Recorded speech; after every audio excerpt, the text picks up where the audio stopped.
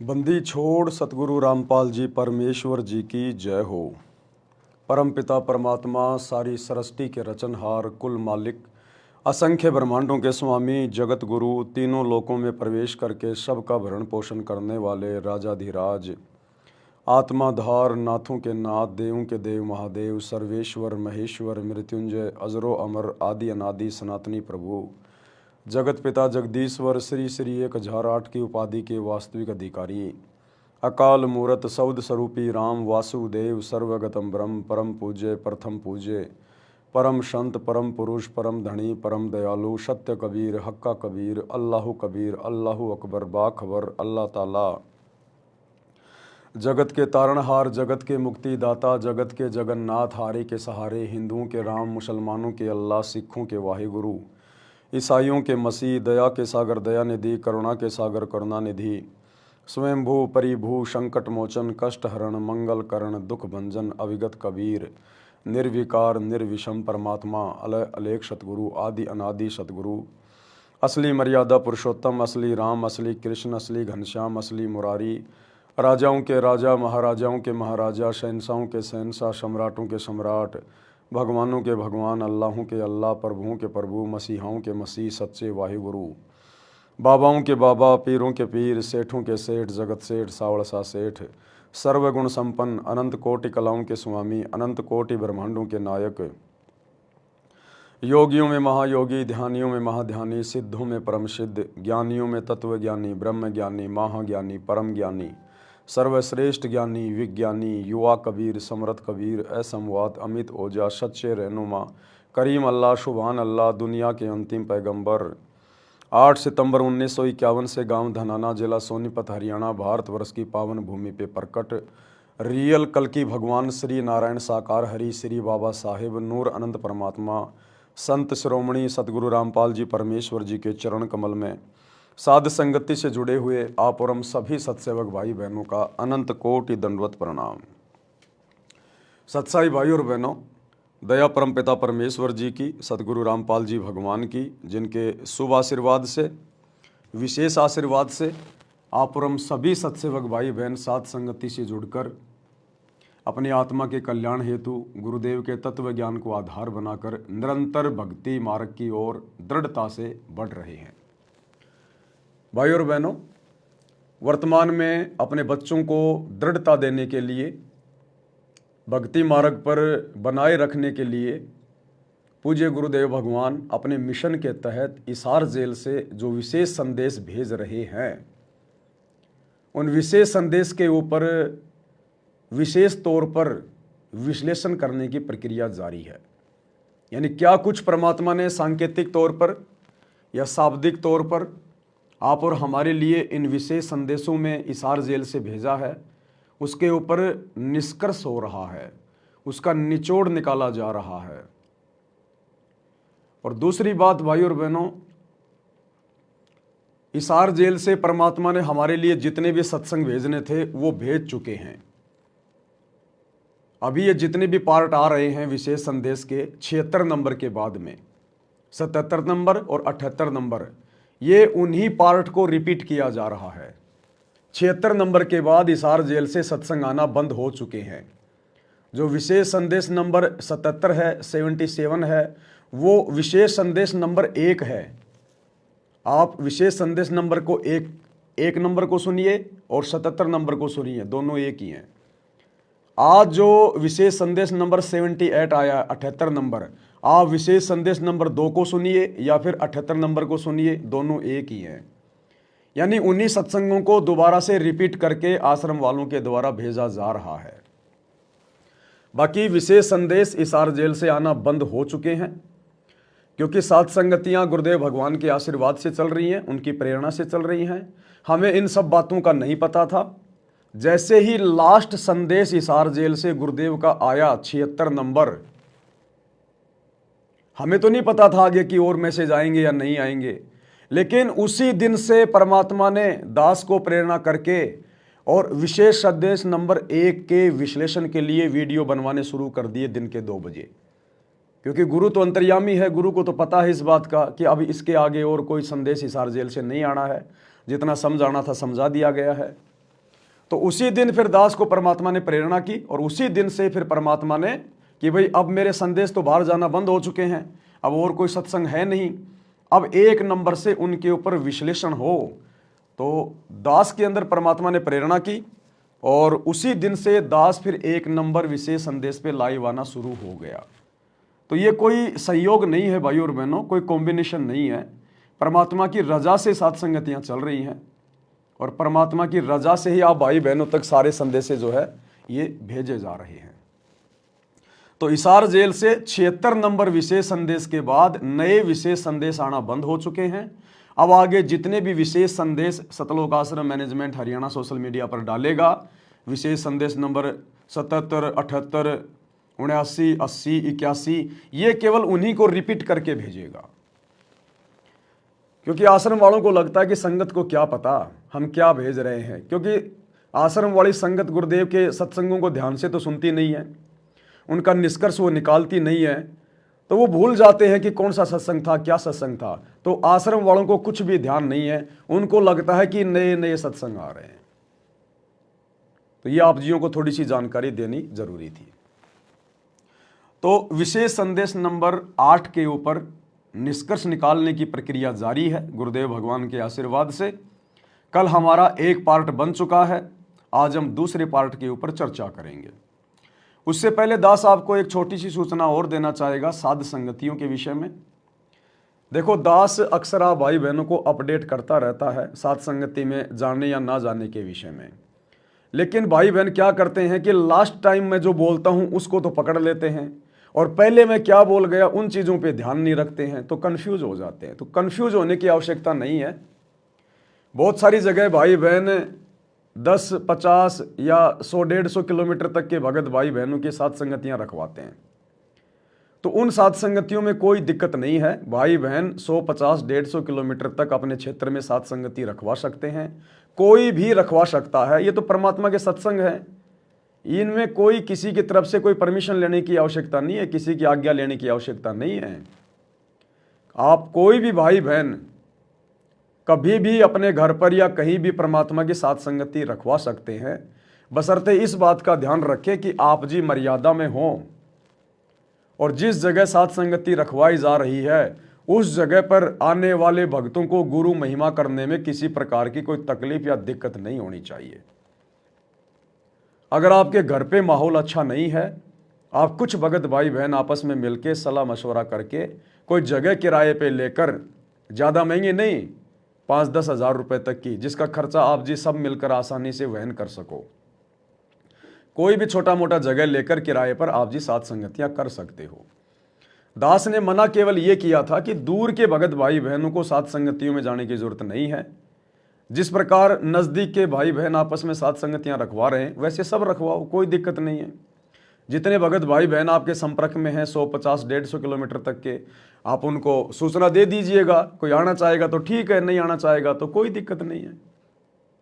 तो सलाह मशवरा करके आप जी इस प्रकार से साथ संगतियां रख सकते हैं। एक दूसरे भगत भाई बहन आसपास की साथ संगतियों में जा सकते हैं, कोई दिक्कत नहीं है किसी प्रकार की। हाँ, दूर के भगत जाके क्या करेंगे भाई, दूर का भगत है कोई 1000 किलोमीटर का, 500 किलोमीटर का, वो जाएगा आएगा, उसके 2-3 दिन ऐसे ही हो जाएंगे उसके, तो उसको वहाँ जाने की कोई आवश्यकता नहीं है। उसको चाहिए कि वो भी आसपास के भक्तों से संपर्क करके कि भगत जी ऐसे ऐसे परमात्मा प्रेरणा कर रहे हैं, छोटी मोटी साथ संगति रखवा लेते हैं। तो आसपास के जो भी 10, 15, 20 भगत भाई बहन है वो आपस में मिलके इस प्रकार से अपना प्रोग्राम सेट कर सकते हैं, उसमें कोई दिक्कत नहीं है। दूसरी बात, आप साथ संगतियों में जाते हैं, अगर आपको 1-2 दिन लग भी जाते हैं तो कोई विशेष कोई चिंता का विषय नहीं है।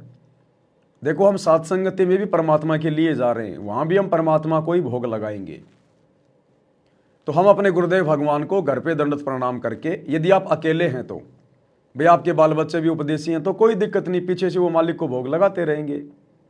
अगर आप अकेले उपदेशी हैं या पूरा परिवार जाना चाहता है साथ संगति में आसपास में तो कोई विशेष दिक्कत नहीं है, आप जी जा सकते हैं। परमात्मा को दंडवत प्रणाम करके मालिक से आज्ञा लेके कि ये परमेश्वर, हम आप ही की महिमा के लिए, आप ही की ज्ञान चर्चा के लिए अपने भगत भाई बहनों के पास में जा रहे हैं। परमात्मा हमें आज्ञा देना, हमें क्षमा करना यदि कोई त्रुटि रहे तो। आप जी 1-2 दिन वहाँ रह सकते हैं, ऐसे कोई दिक्कत नहीं है।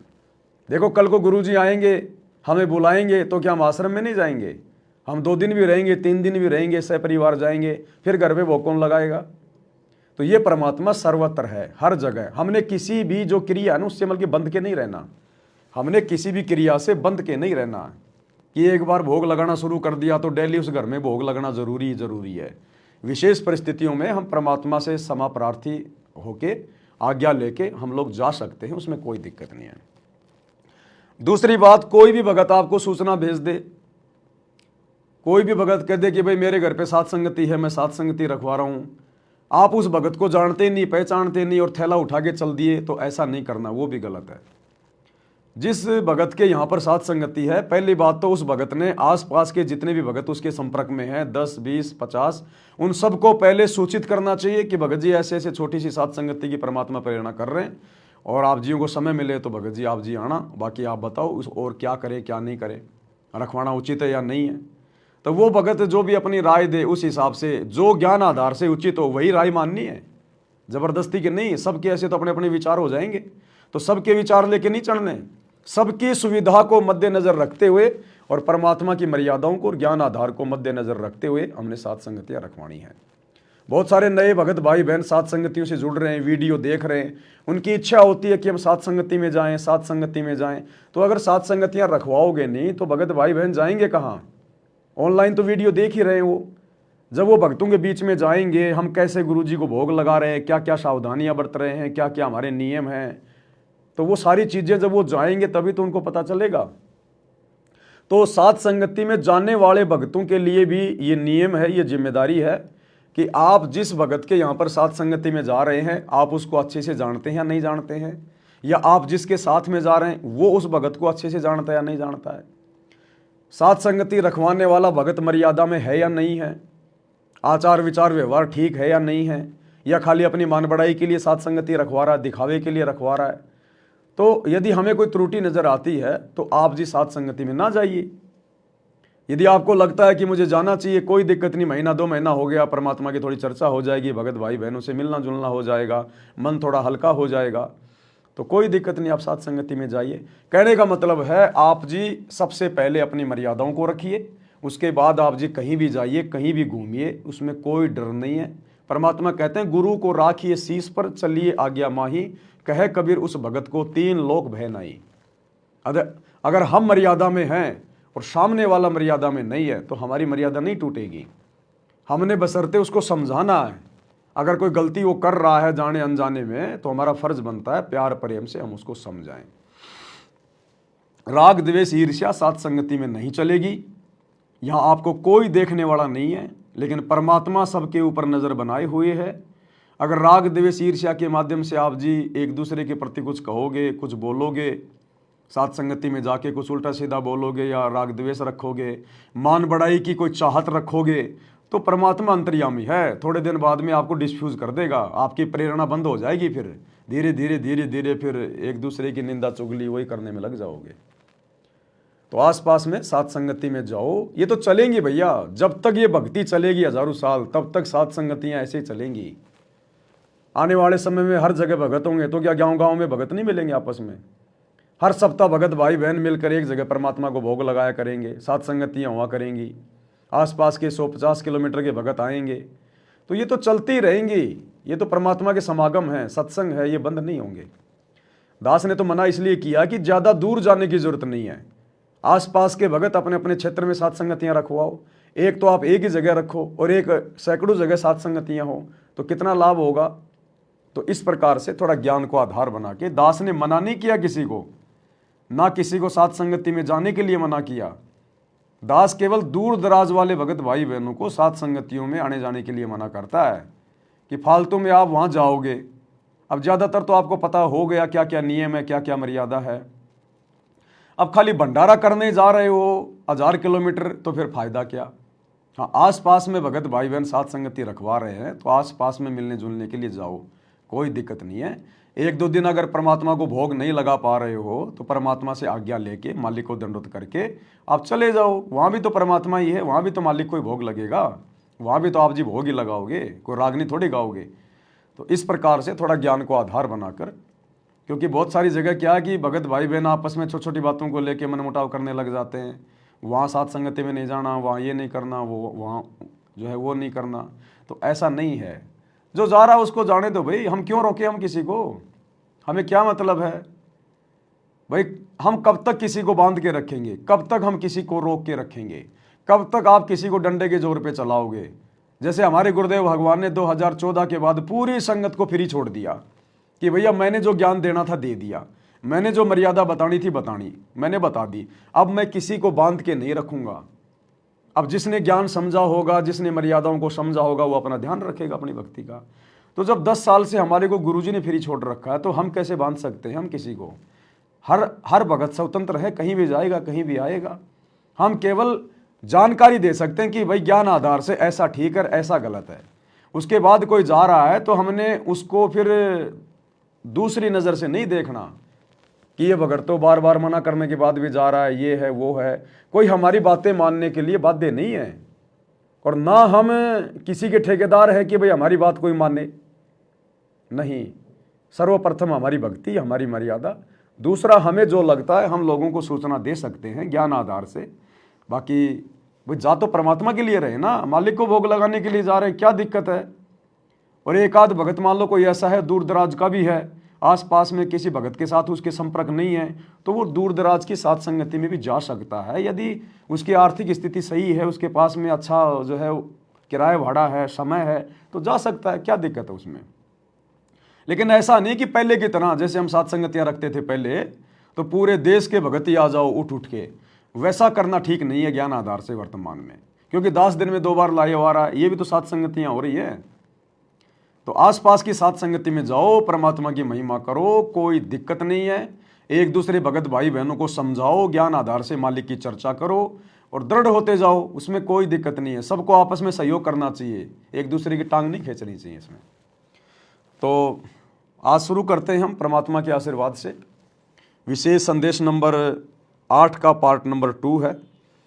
गुरुदेव भगवान हमें आन उपासना के विषय में, शास्त्र विरुद्ध साधना के विषय में समझा रहे हैं कि ये मोक्ष में सहयोगी नहीं है, आत्म कल्याण इनसे नहीं हो सकता है, और किस किस तरह की साधनाएं हैं। हमारे धर्मगुरु जो ज्ञानहीन हैं, आज भी ज्ञानहीन ही है, सतगुरु ने आके ज्ञान दे दिया, उसके बाद भी ज्ञानहीन बनकर बैठे हमारे धर्मगुरु सभी। कोई मानने को तैयार नहीं है सच्चाई। काल ने मान बढ़ाई में उलझा रखा है, अहंकार पैदा कर रखा है। तो आज के वीडियो में गुरुदेव हमें क्या समझा रहे हैं, शुरू करते हैं। और शुरू करने से पहले हम अपने गुरुदेव भगवान को दंडवत प्रणाम अवश्य करें। घर पर हैं, सामान्य परिस्थिति में हैं तो जमीन पर दंडवत प्रणाम करें 8 अंगों सहित। और यदि आप यात्रा में हैं, ऑफिस में हैं, काम पे हैं, दंडवत नहीं कर सकते, तो सत्संग सुनने से पहले मानसिक दंडवत प्रणाम गुरुदेव को अवश्य करना चाहिए। जा नगरी नहीं वाद विवादम, सुरती कमल कैलाश कलंदर, बैठे सतगुरु धनी मुनिंदर। धनी मुनिंदर मौनी साई, है देवा दरवेश गोसाई। गाँव अनहद बैन बिलासा, गगन गुफा मंदिर में बासा। एक गुमट संकट मोचन पुरुष कबीरम, समृत साहिब सुख का शीरम। कोटि कोटि गंगा और काशी, चरण कमल तुम रे अविनाशी। आनंद घन पद अग है ऊंचा, गरीब दास कोई पावे सूचा। इसमें स्पष्ट कर दिया है कि संकट मोचन पुरुष कबीर, सब दुखों के दूर काटने वाले, दुख दूर करने वाले कबीर पुरुष हैं, कबीर परमेश्वर हैं। अज्ञानता में, ना समझी में, तत्व ज्ञान के भाव में हम सभी भगत भाई बहन पहले संकट मोचन नाम आते ही हनुमान जी को मान लेते थे कि बजरंग बली संकट मोचन है। जबकि बजरंग बली तो देवताओं की श्रेणी में भी नहीं है, देवताओं की श्रेणी में भी नहीं है। हनुमान जी तो इतनी छोटी कैटेगरी है हनुमान जी की। ये तो केवल एक रुद्र अवतार थे। ऐसे तो सतयुग में हर कोई थे, त्रेता युग में ज्यादातर अवतार ऐसे धरती पे घुमा करते थे, आम प्राणियों की भांति। बाली भी वरदान लेके आया था, अब बाली को कौन पूजता है देवता के रूप में? तो ऐसे अवतार तो बहुत थे भाई। लक्ष्मण भी शेषनाग का अवतार था। कौन पूजता है लक्ष्मण को? कोई मंदिर है कोई लक्ष्मण जी का? राम के बगल में जरूर उसको खड़ा कर देते हैं। तो ऐसे अवतार तो हनुमान जी जैसे तो सतयुग त्रेता युग में बहुत थे। आम साधु संतों में इतनी पावर, इतनी शक्तियां हो जाया करती थी। तो असल में संकट मोचन कौन है? असल में संकट मोचन वो है जो हमारे जन्म और मरण जैसे दीर्घ रोग को नाश कर दे, मिटा दे। क्योंकि सबसे बड़ा संकट इस जीवात्मा पर एक ही है। अब ये जीवात्मा अपने घर वापस नहीं जा पा रही है। सबसे बड़ा संकट है ये। काल ने सारे रास्ते बंद कर दिए, बंधनों में जकड़ दिया। तो ये जीव के ऊपर सबसे बड़ा संकट है। और इस संकट का यदि कोई मोचन कर दे, इस संकट से यदि कोई उबार दे, आत्मा को सतलोक पहुंचा दे, तो वो असल में सबसे बड़ा संकट मोचन है।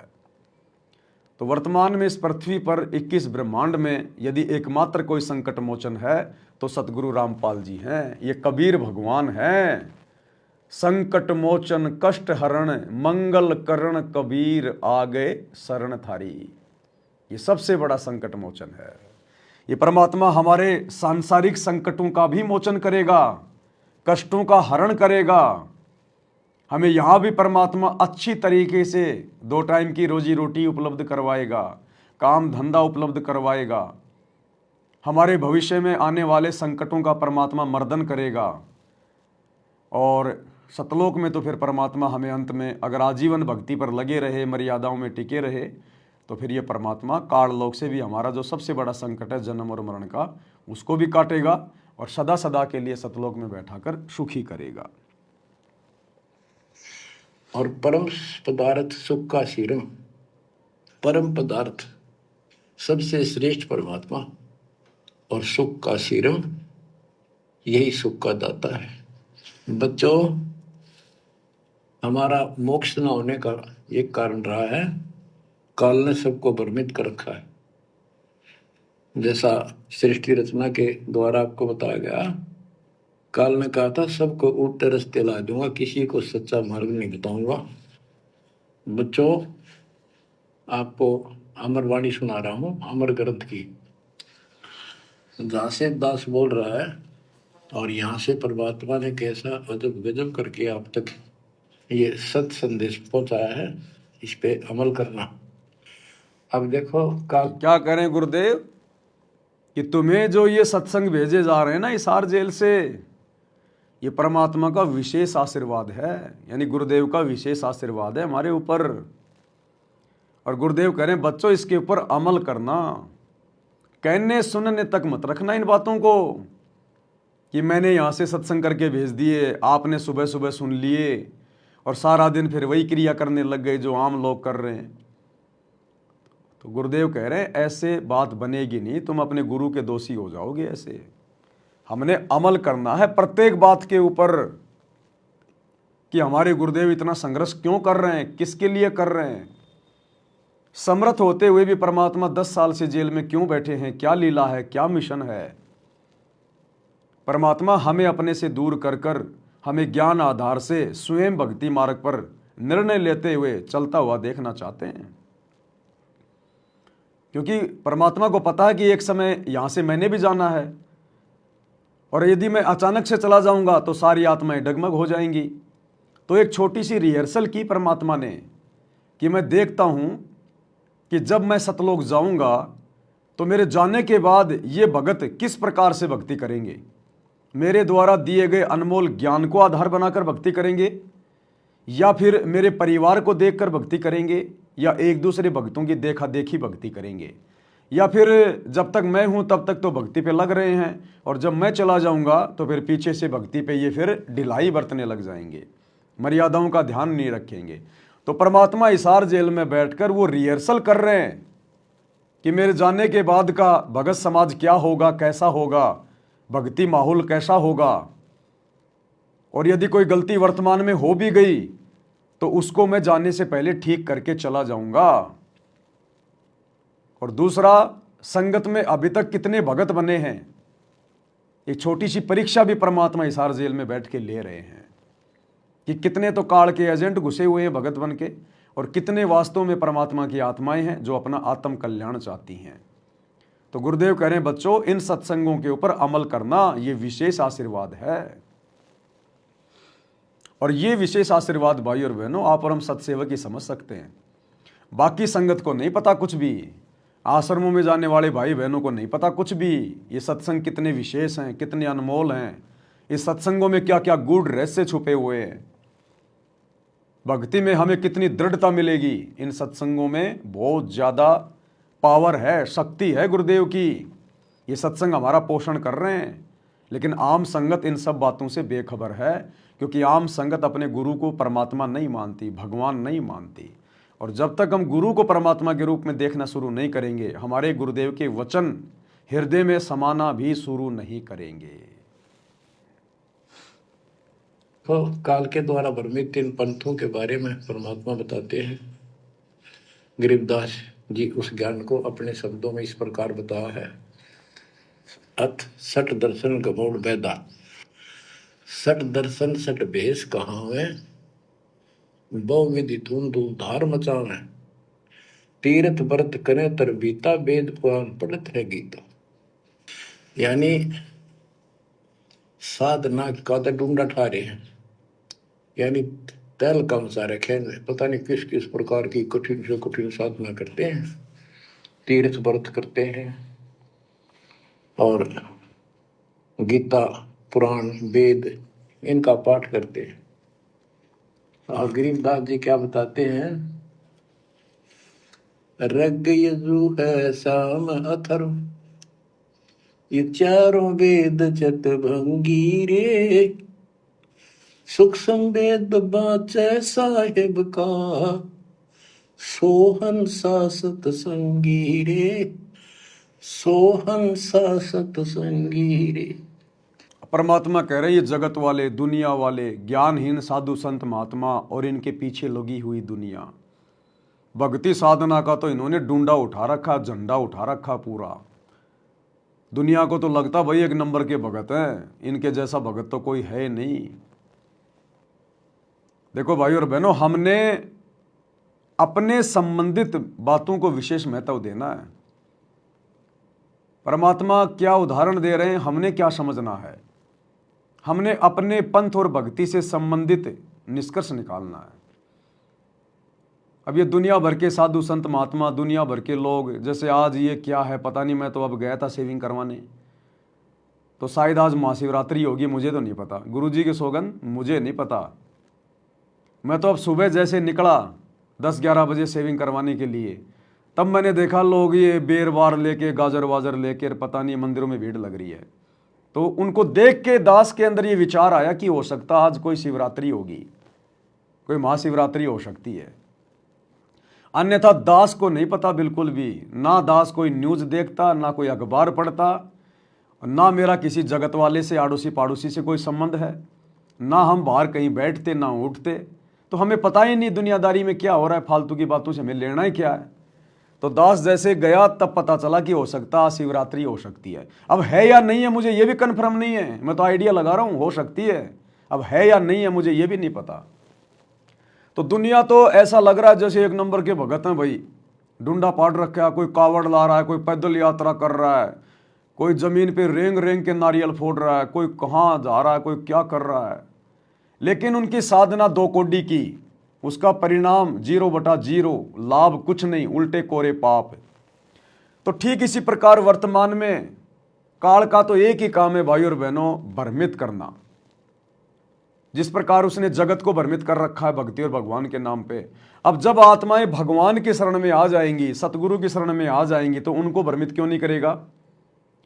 तो आज ठीक इसी प्रकार से जैसे जगत वाले भाई बहनों ने भक्ति का डूंडा उठा रखा है, लेकिन उनकी मान मर्यादा कुछ भी नहीं है, शास्त्रों के विरुद्ध है, इसी प्रकार सतगुरु रामपाल जी की 90% संगत जो सतलोक आश्रमों से जुड़ी हुई है, आम लोगों को लगता है भाई एक तो एक नंबर के भगत हैं, इन्होंने तो भक्ति का डूंडा उठा रखा है।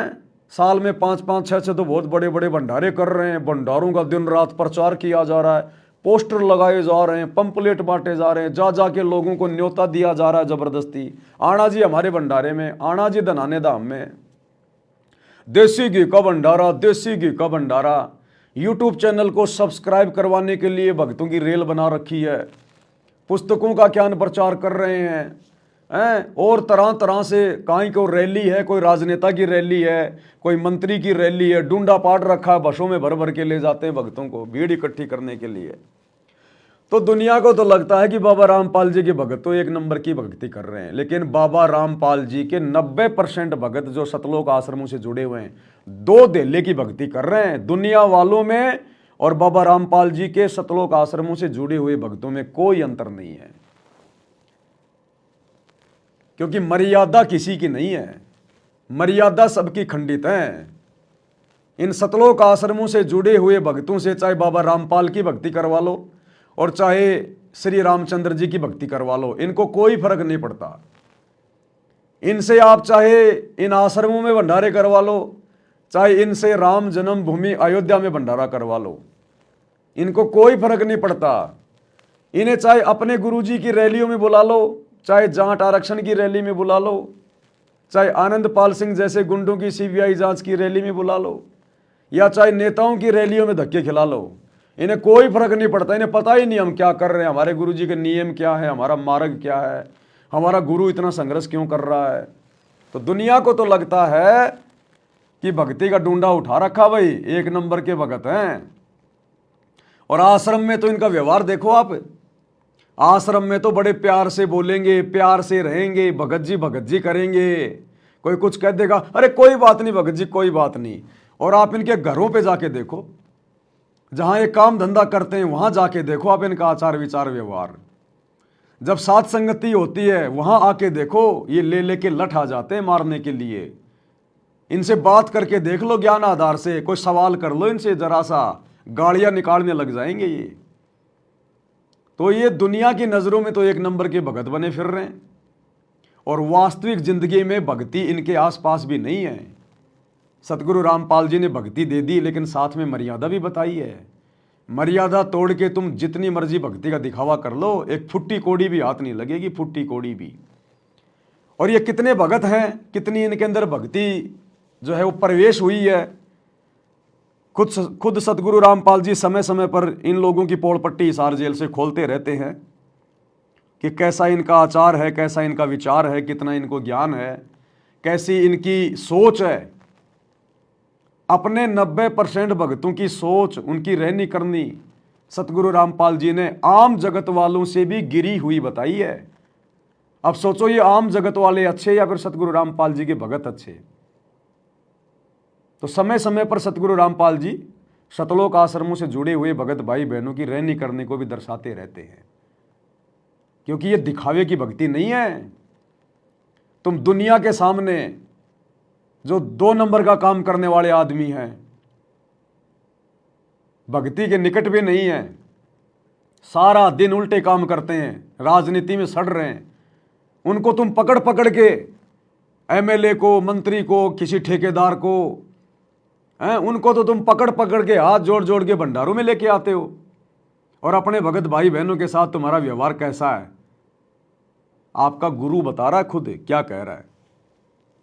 थोड़ा सा सुख विचार करना होगा कि हम कौन है, कहां से आए। आपस में खेचातानी रखते हो अभी भी भगत हो गए। अच्छे इंसान तो जगत वाली गुनाह करते हैं, ऐसा जैसे भगत कर रही है। अच्छे इंसान तो जगत वाली गुनाह करते हैं, ऐसा जैसे भगत कर रही है। अच्छे इंसान तो जगत वाली गुनाह करते हैं, ऐसा जैसे भगत कर रही है। किसी को छोटी सी सेवा दे देते, कोऑर्डिनेटर बना दिया, वो ने सोचा मैं खुदा बन गया। और इतना शिक्षा तो बने, मजदूर बनो सीखो, मजदूर। और कई देखा है कि कोऑर्डिनेटर या जिसकी जो भी व्यवस्था लगाई जाए तो व्यवहार भी ठीक नहीं करके धमकान लग जाते, फुरकान लग जाते। और कुछ ऐसी भी शिकायतें आई हैं जो बहन बेटियों के साथ गलत मैसेज भी डालते हैं। तो वो दुष्ट लोग ना तो कोऑर्डिनेटर के योग्य है, ना वो भगत के योग्य। और कुछ ऐसी भी शिकायतें आई हैं जो बहन बेटियों के साथ गलत मैसेज भी डालते हैं, तो वो दुष्ट लोग ना तो कोऑर्डिनेटर के योग्य है ना वो भगत के योग्य। और कुछ ऐसी भी शिकायतें आई हैं जो बहन बेटियों के साथ गलत मैसेज भी डालते हैं, तो वो दुष्ट लोग ना तो कोऑर्डिनेटर के योग्य है ना वो भगत के योग्य। तो ऐसा तो संगत माई कुसंगत उपजेगी, और ऐसी कुसंगत होगी फिर हम रखेंगे नहीं उसको खेत में। किसान उस कुबाड़ को पाड़ कर खेत तो बाहर फेंक देता है, तो उसको आप मिशन से निकाल दिया जाया करेगा। सुधर जाओ, एक के नहीं सुनी जाया करती, सामूहिक शिक्षा दी जाती है, अमल कर लो इन पे। करो बतेरे फोड़ लिए, इस ज्ञान का असर क्या हुआ? थोड़ा सा सुख होते हो फिर पक्के एजेंट काल के बन जाते, बकवाद वही करनी, भगवान से दूर हो जाना। थोड़ा सा सुख होते हो फिर पक्के एजेंट काल के बन जाते, बकवाद वही करनी, भगवान से दूर हो जाना। थोड़ा सा सुख होते हो फिर पक्के एजेंट काल के बन जाते, बकवाद वही करनी, भगवान से दूर हो जाना। तो भाई और बहनों, हाथ कंगन को आरसी क्या, पढ़े लिखे को फारसी क्या। खुद सतगुरु रामपाल जी ने वर्तमान में हिसार जेल में बैठे बैठे सतलोक आश्रमों से जुड़े हुए जो कोऑर्डिनेटर हैं, उनका परिवार है, उनके व्यवहार के विषय में, उनके चरित्र के विषय में, और किस प्रकार से सब लोग मर्यादा तोड़ के काल की गोद में बैठे हैं, एजेंट बन के बैठ जाते हैं काल के, सब कुछ क्लियर कर दिया। 2 शब्द ही काफ़ी हैं सतगुरु रामपाल जी भगवान के मुख कमल से सुनने के बाद। तो इस भक्ति मार्ग में भक्ति का ढोंग नहीं चलेगा, दिखावा नहीं चलेगा। आपका जैसा आचार विचार व्यवहार संगत में है, वैसा ही आपका जगत में होना चाहिए। पतिव्रता वही होती है जो अपने घर पे रहे चाहे घर से बाहर रहे, उसके नियम मर्यादा, उसका आचार विचार व्यवहार नेक नीति एक जैसी होती है। तो इन आश्रमों में जाने वाले भक्तों की क्या स्थिति है, गुरुदेव ने अपने मुख कमल से बयान कर दी है। अब आगे ज़्यादा कुछ बताने की आवश्यकता नहीं है। करते रहो भंडारे, करते रहो ड्रामेबाजी, करते रहो, लगाते रहो पोस्टर देसी घी के। ये देसी घी खाने से सतलोक नहीं जाया जाता, ज़्यादा देसी घी खाने से दस्त भी हो जाते हैं, ये भी ध्यान रखना। तो जिस प्रकार ये दुनिया वाले जिन्होंने भक्ति में डूंडा उठा रखा है और लेना देना कुछ भी नहीं, इसी प्रकार सतगुरु रामपाल जी की 90% संगत जो आज उनकी गैर हाजिरी में सतलोक आश्रमों में जाती है, उनका परिवार है, कोऑर्डिनेटर हैं, ये कोई भी मर्यादा में नहीं है। ये चाहे कितनी भक्ति कर लो, भक्ति तो वैसे करते कहाँ हैं, खाली दिखावा ज़्यादा करते हैं। ये 0/0 है। ये चारों वेद चितवंगी परमित ज्ञान है। इसी विषय में यहाँ कहा है, सट दर्शन सट बेख कहाँ में, बहुविध द्वंद्व धार मचावे, तीर्थ व्रत करे तर बीता, वेद पुराण पढ़त हैं गीता। यो भी बैदा है बैदे से भेद अलैदा, यो भी बहदा, यानी ये व्यर्थ है, ये भी व्यर्थ की साधना फिजूल है। 4 संप्रदाय 52 द्वारे, जिन्हों नहीं निज नाम विचारे, माला गाल हुए हैं मुक्ता, सट दल हुआ बाई बख्ता। 4 संप्रदाय 52 द्वारे, जिन्हों नहीं निज नाम विचारे, ये सब संस्थाएं हैं। और माला घाल हुए हैं मुक्ता, गले में माला 3-4 डाल ली, कोई कंठी माला, कोई सुमन करने वाली माला, या वैसे बड़े रुद्राक्ष के मन के ढेर सारी डाल लेते हैं। कहते हैं माला घाल हुए हैं मुक्ता, सट दल हुआ बाई बख्ता। यो भी बैदा है बैदे से भेद अलैदा, यो भी बैद है। बैरागी बैराग न जाने, बिन सतगुरु नहीं चोट निशाने, 12 बाट बिटम बलोरी, सट दर्शन में भक्ति ठगोरी। यो भी बैदा है बैदे से भेद अलैदा, यो भी बैदा। बैरागी बैराग न जाने, बिन सतगुरु नहीं चोट निशान। बैरागी घर त्याग देते हैं परमात्मा के वैराग में, चाह में, लगन में। कहते हैं जब तक सच्चा नाम, सच्ची भक्ति, पूरा सतगुरु और मूल ज्ञान नहीं होगा, कोई साधना कर ले सब वैधा है, व्यर्थ है, कति फजूल है। गरीबदास जी कहते हैं केले की कोपीन है, फूल पान फल खाही, नरक का मुख नहीं देखते, बस्ती निकट ना जाही। वो जंगल के रोज हैं, मनसों बिद के जाही, निस्तन फिरो उजाड़ में, नुमा लिख पावे भाई साहेब मदनी। यहाँ पर वही बात कही है, चार संप्रदाय 52 दवारे, जिन्होंने ही निज नाम बिचारे, माला घाल दे हैं मुक्ता, सटदल पुआ बाई बख्ता। फिर कहते हैं बैरागी बैराग न जाने, बिन सतगुर नहीं चोट निशाने। ये बैरागी बनकर घर त्याग कर घूमते हैं, उनके विषय में बता दिया, वो तो जंगल के रोज हैं, कितना धक्के खा लो, सच्चे नाम बिना, सच्चे सतगुरु बिना और इस मूल ज्ञान बिना जीव की मुक्ति नहीं हो सकती। बिन सतगुरु नहीं चोट निशाने, सतगुरु के बिना ये समस्या हल नहीं हो सकती। सही ठीक ठिकाने के मंत्र नहीं मिलेंगे, निशाने पर चोट नहीं लगेगी। 12 बाट बिटम बिलोरी,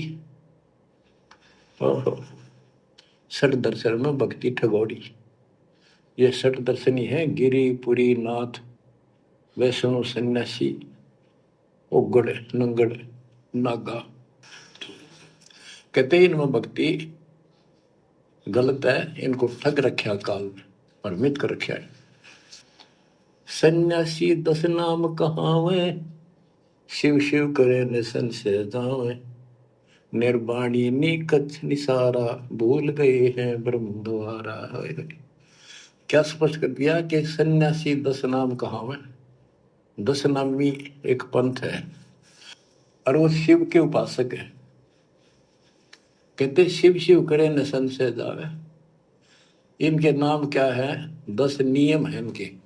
जैसे हमारे 21 नियम है, ऐसे इनके 10 नियम है, ऐसा करना है, ऐसा नहीं करना है, शिव जी की पूजा करनी है और कुछ नहीं करना।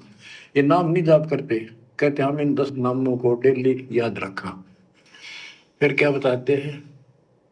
सुन सन्यासी कुल कर्मनासी, भग में प्योंदी धुंध भूले धुंधी, छल छिद्र की भक्ति ना कीजिए, आगे जवाब कहो क्या दीजिए। होय होय। सुन सन्यासी कुल कर्मनासी, ये सन्यासी अपना पूरा धर्म कर्म नष्ट करे फिरते हैं। बग में प्योंदी भूले धोंदी। प्योंद क्या होती है? जैसे कलम चढ़ाते हैं पौधे का, तो उसको कलमी बोलते हैं। कहते तुम इन या सात दुआरी प्योंद तो चढ़ा ली, कान पड़वा लिए, लाल कपड़े पहन लिए, बड़ी बड़ी जटा रखा ली, लेकिन रास्ता ठीक नहीं। ये भगवे प्योंदी भूले धोंदी, छल छिद्र की भक्ति ना कीजिए, आगे जवाब कहो क्या दीजिए। क्या कह रहे हैं परमात्मा? सुन सन्यासी कुल कर्मनासी, छल छिद्र की भक्ति न कीजिए, कहो जवाब आगे क्या दीजिए। ये आप और हमारे ऊपर विशेष पॉइंट है। परमात्मा सत्संग कहाँ करते हैं और दृष्टिकोण कहाँ होता है। परम संत कथा क्या कहता है, समझाना क्या चाहता है। शब्द सैन सतगुरु की पहचान है, पावे अटल सुहाग रे। सुन सन्यासी यानी जिसने भक्ति के लिए सन्यास ले लिया। आप और हम भी एक प्रकार से सन्यासी हैं। उन लोगों ने अपने घर बार छोड़ दिए, इसलिए उनको सन्यासी कहते हैं। हम लोगों ने सांसारिक परंपराओं से सन्यास ले लिया। समाज की जो बुराइयां हैं हमने उनसे सन्यास ले लिया। हम भी एक प्रकार से सन्यासी हैं, संत हैं, भगत हैं। कुल कर्मनासी, छल छिद्र की भक्ति न कीजिए, कहो जवाब आगे क्या दीजिए। अब सतगुरु से उपदेश भी ले लिया और सतगुरु ने हमें जो मर्यादा बताई है, जो नियम बताए हैं, उन नियमों का हम ध्यान नहीं रख रहे। नियम तोड़ के हम भक्ति कर रहे हैं, तो हम छल छिद्र की भक्ति कर रहे हैं। नित्य नियम में गुरुदेव क्या कहते हैं? ताते सतगुरु शरणा लीजे, कपट भाव जिन दूर करीजे। जो अपने अंदर से सारे कपट भाव दूर कर देगा, बिल्कुल शुद्ध हृदय का हो जाएगा, मर्यादा शोपन में भी नहीं तोड़ेगा, कहते हैं उस दिन सतगुरु उसको अपनी शरण में लेगा। बाकी नाम दीक्षा लेने से कोई सतगुरु की शरण में नहीं माना जाता। नाम दीक्षा ले ली, सत्साई बोलने लग गए, गले में लॉकेट है, हाथ में रक्षा सूत्र है, नहीं, ये शरण में आना नहीं होता। ऐसे तो चाहे पूरी दुनिया नाम ले लो, कोई दिक्कत नहीं है। परमात्मा कहते हैं ताते सतगुरु शरणा लीजे, यानी उस आत्मा को सतगुरु वास्तव में अपनी शरण में लेता है। कपट भाव जिन दूर करीजे, जिसने अपने अंदर से छल कपट को दूर कर दिया हो, सतगुरु की मर्यादा तोड़ने के सौपन में भी ना सोचे, गुरु के प्रत्येक वचन में रहे, आज्ञा का पालन करे, अपनी भक्ति करे, एक भगत के लक्षण अपने ऊपर धारण करे, उसको कहते हैं छल कपट को दूर करना। अब देख लो आज कितने भगत हैं जो मर्यादा में रह के भक्ति कर रहे हैं, सिर्फ साथ संगति से जुड़े हुए भाई बहन।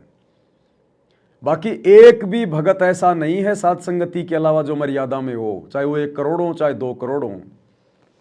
आश्रमों में जाने मात्र से मर्यादा टूटती है, जाने मात्र से, क्योंकि ये आश्रम गुरु की गैर हाजिरी में बनाए गए हैं, गुरु की आज्ञा के अनुसार नहीं बनाए गए।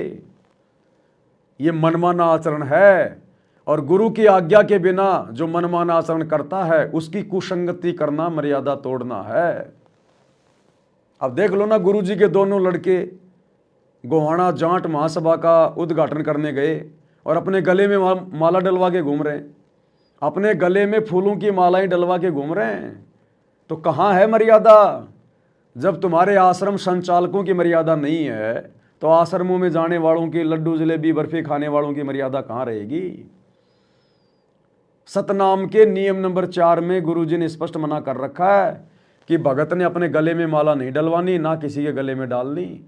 जबकि गुरुजी के बेटे तो जाट समाज से अपने गले में मालाएं डलवा के घूम रहे हैं।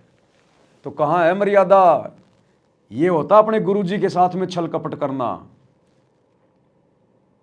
तो बाकी संगत कहाँ मर्यादा में होगी जब गुरुजी का परिवार ही मर्यादा में नहीं है? इसलिए भाई भक्ति का चाहे कितना डंडा उठा दो, कितना लोग दिखावा कर लो, कितना प्रचार प्रसार कर लो, ये प्रचार प्रसार करने से मोक्ष नहीं होता। मोक्ष होगा गुरु को परमात्मा मानकर मर्यादित तरीके से भक्ति करने से। तो परमात्मा कहते हैं छल छिद्र की भक्ति न कीजिए, कहो जवाब आगे क्या दीजिए। अरे यहाँ तो चलो कोई दिक्कत नहीं, तुम गुरु को परमात्मा नहीं मान रहे, अपने जैसा 2 कोटि का जीव मान रहे हैं, इंसान मान रहे हैं, एक सामान्य संत मान रहे हैं, मानते ही हो तुम, क्योंकि गुरु के अलावा किसी और को परमात्मा मानने का मतलब है अपने गुरु को हल्के में लेना, मानुष मानना। तो परमात्मा तो तुम जून के महीने में उस दाढ़ी मूंछ वाले को मानते हो, कबीर प्रकट दिवस मना के उस नकली फोटो का। तो गुरु के साथ तो तुम छल छिद्र कर रहे हो, धोखा कर रहे हो, अपने साथ भी और अपने गुरु के साथ भी मानुष समझकर। भाई आगे क्या जवाब दोगे जब यही तुम्हारा बाप, यही सतगुरु रामपाल जी जब तुम्हें कबीर के रूप में त्रिकुटी पे बैठा मिलेगा और जब तुमसे हिसाब किताब मांगेगा, तब क्या जवाब दोगे? यहाँ तो तुम अपना बाप कह लो, अपना ताऊ कह लो, अपना पति कह लो, त्रिकुटी पे ये किसी का बाप, किसी का ताऊ, किसी का बेटा, किसी का चाचा नहीं है। वहाँ तो जैसे कर्म किए हैं वैसे ठोक ठोक के देगा, ठोक ठोक के। ये निर्मोही परमात्मा है, 1% भी इधर उधर नहीं देखता। इसलिए परमात्मा कहते हैं चाहे कितना भक्ति का डूंडा उठा लो, मर्यादा बिना भक्ति तुम्हारी 1 कदम भी आगे नहीं बढ़ सकती, 1 कदम भी। तो क्या फायदा फिर भाई जगत में और भगत में? फिर भगत कहलवाने का क्या फायदा यदि फॉर्मेलिटी की भक्ति करनी है तो ये नहीं चलेगी भक्ति मार्ग में। यो भी बैदा है बैदे से भेद अलैदा, यो भी बैदा भरम करम भैरो को पूजे, सत शब्द साहिब नहीं सूझे।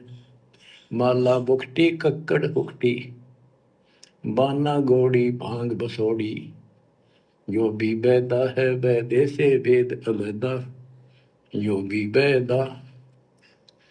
भ्रमित ज्ञान के आधार पर भैरों को के परमात्मा का सच्चे नाम का नहीं पूछते।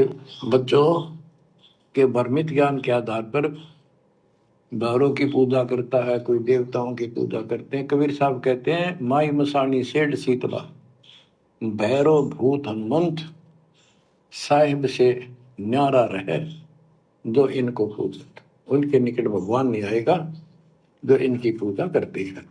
जति जलाली पदकन खाली नाम न रत्ता घोरी गत्ता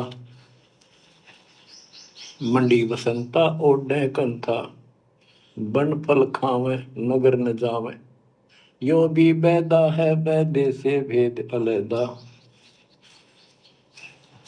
यो भी बैदा।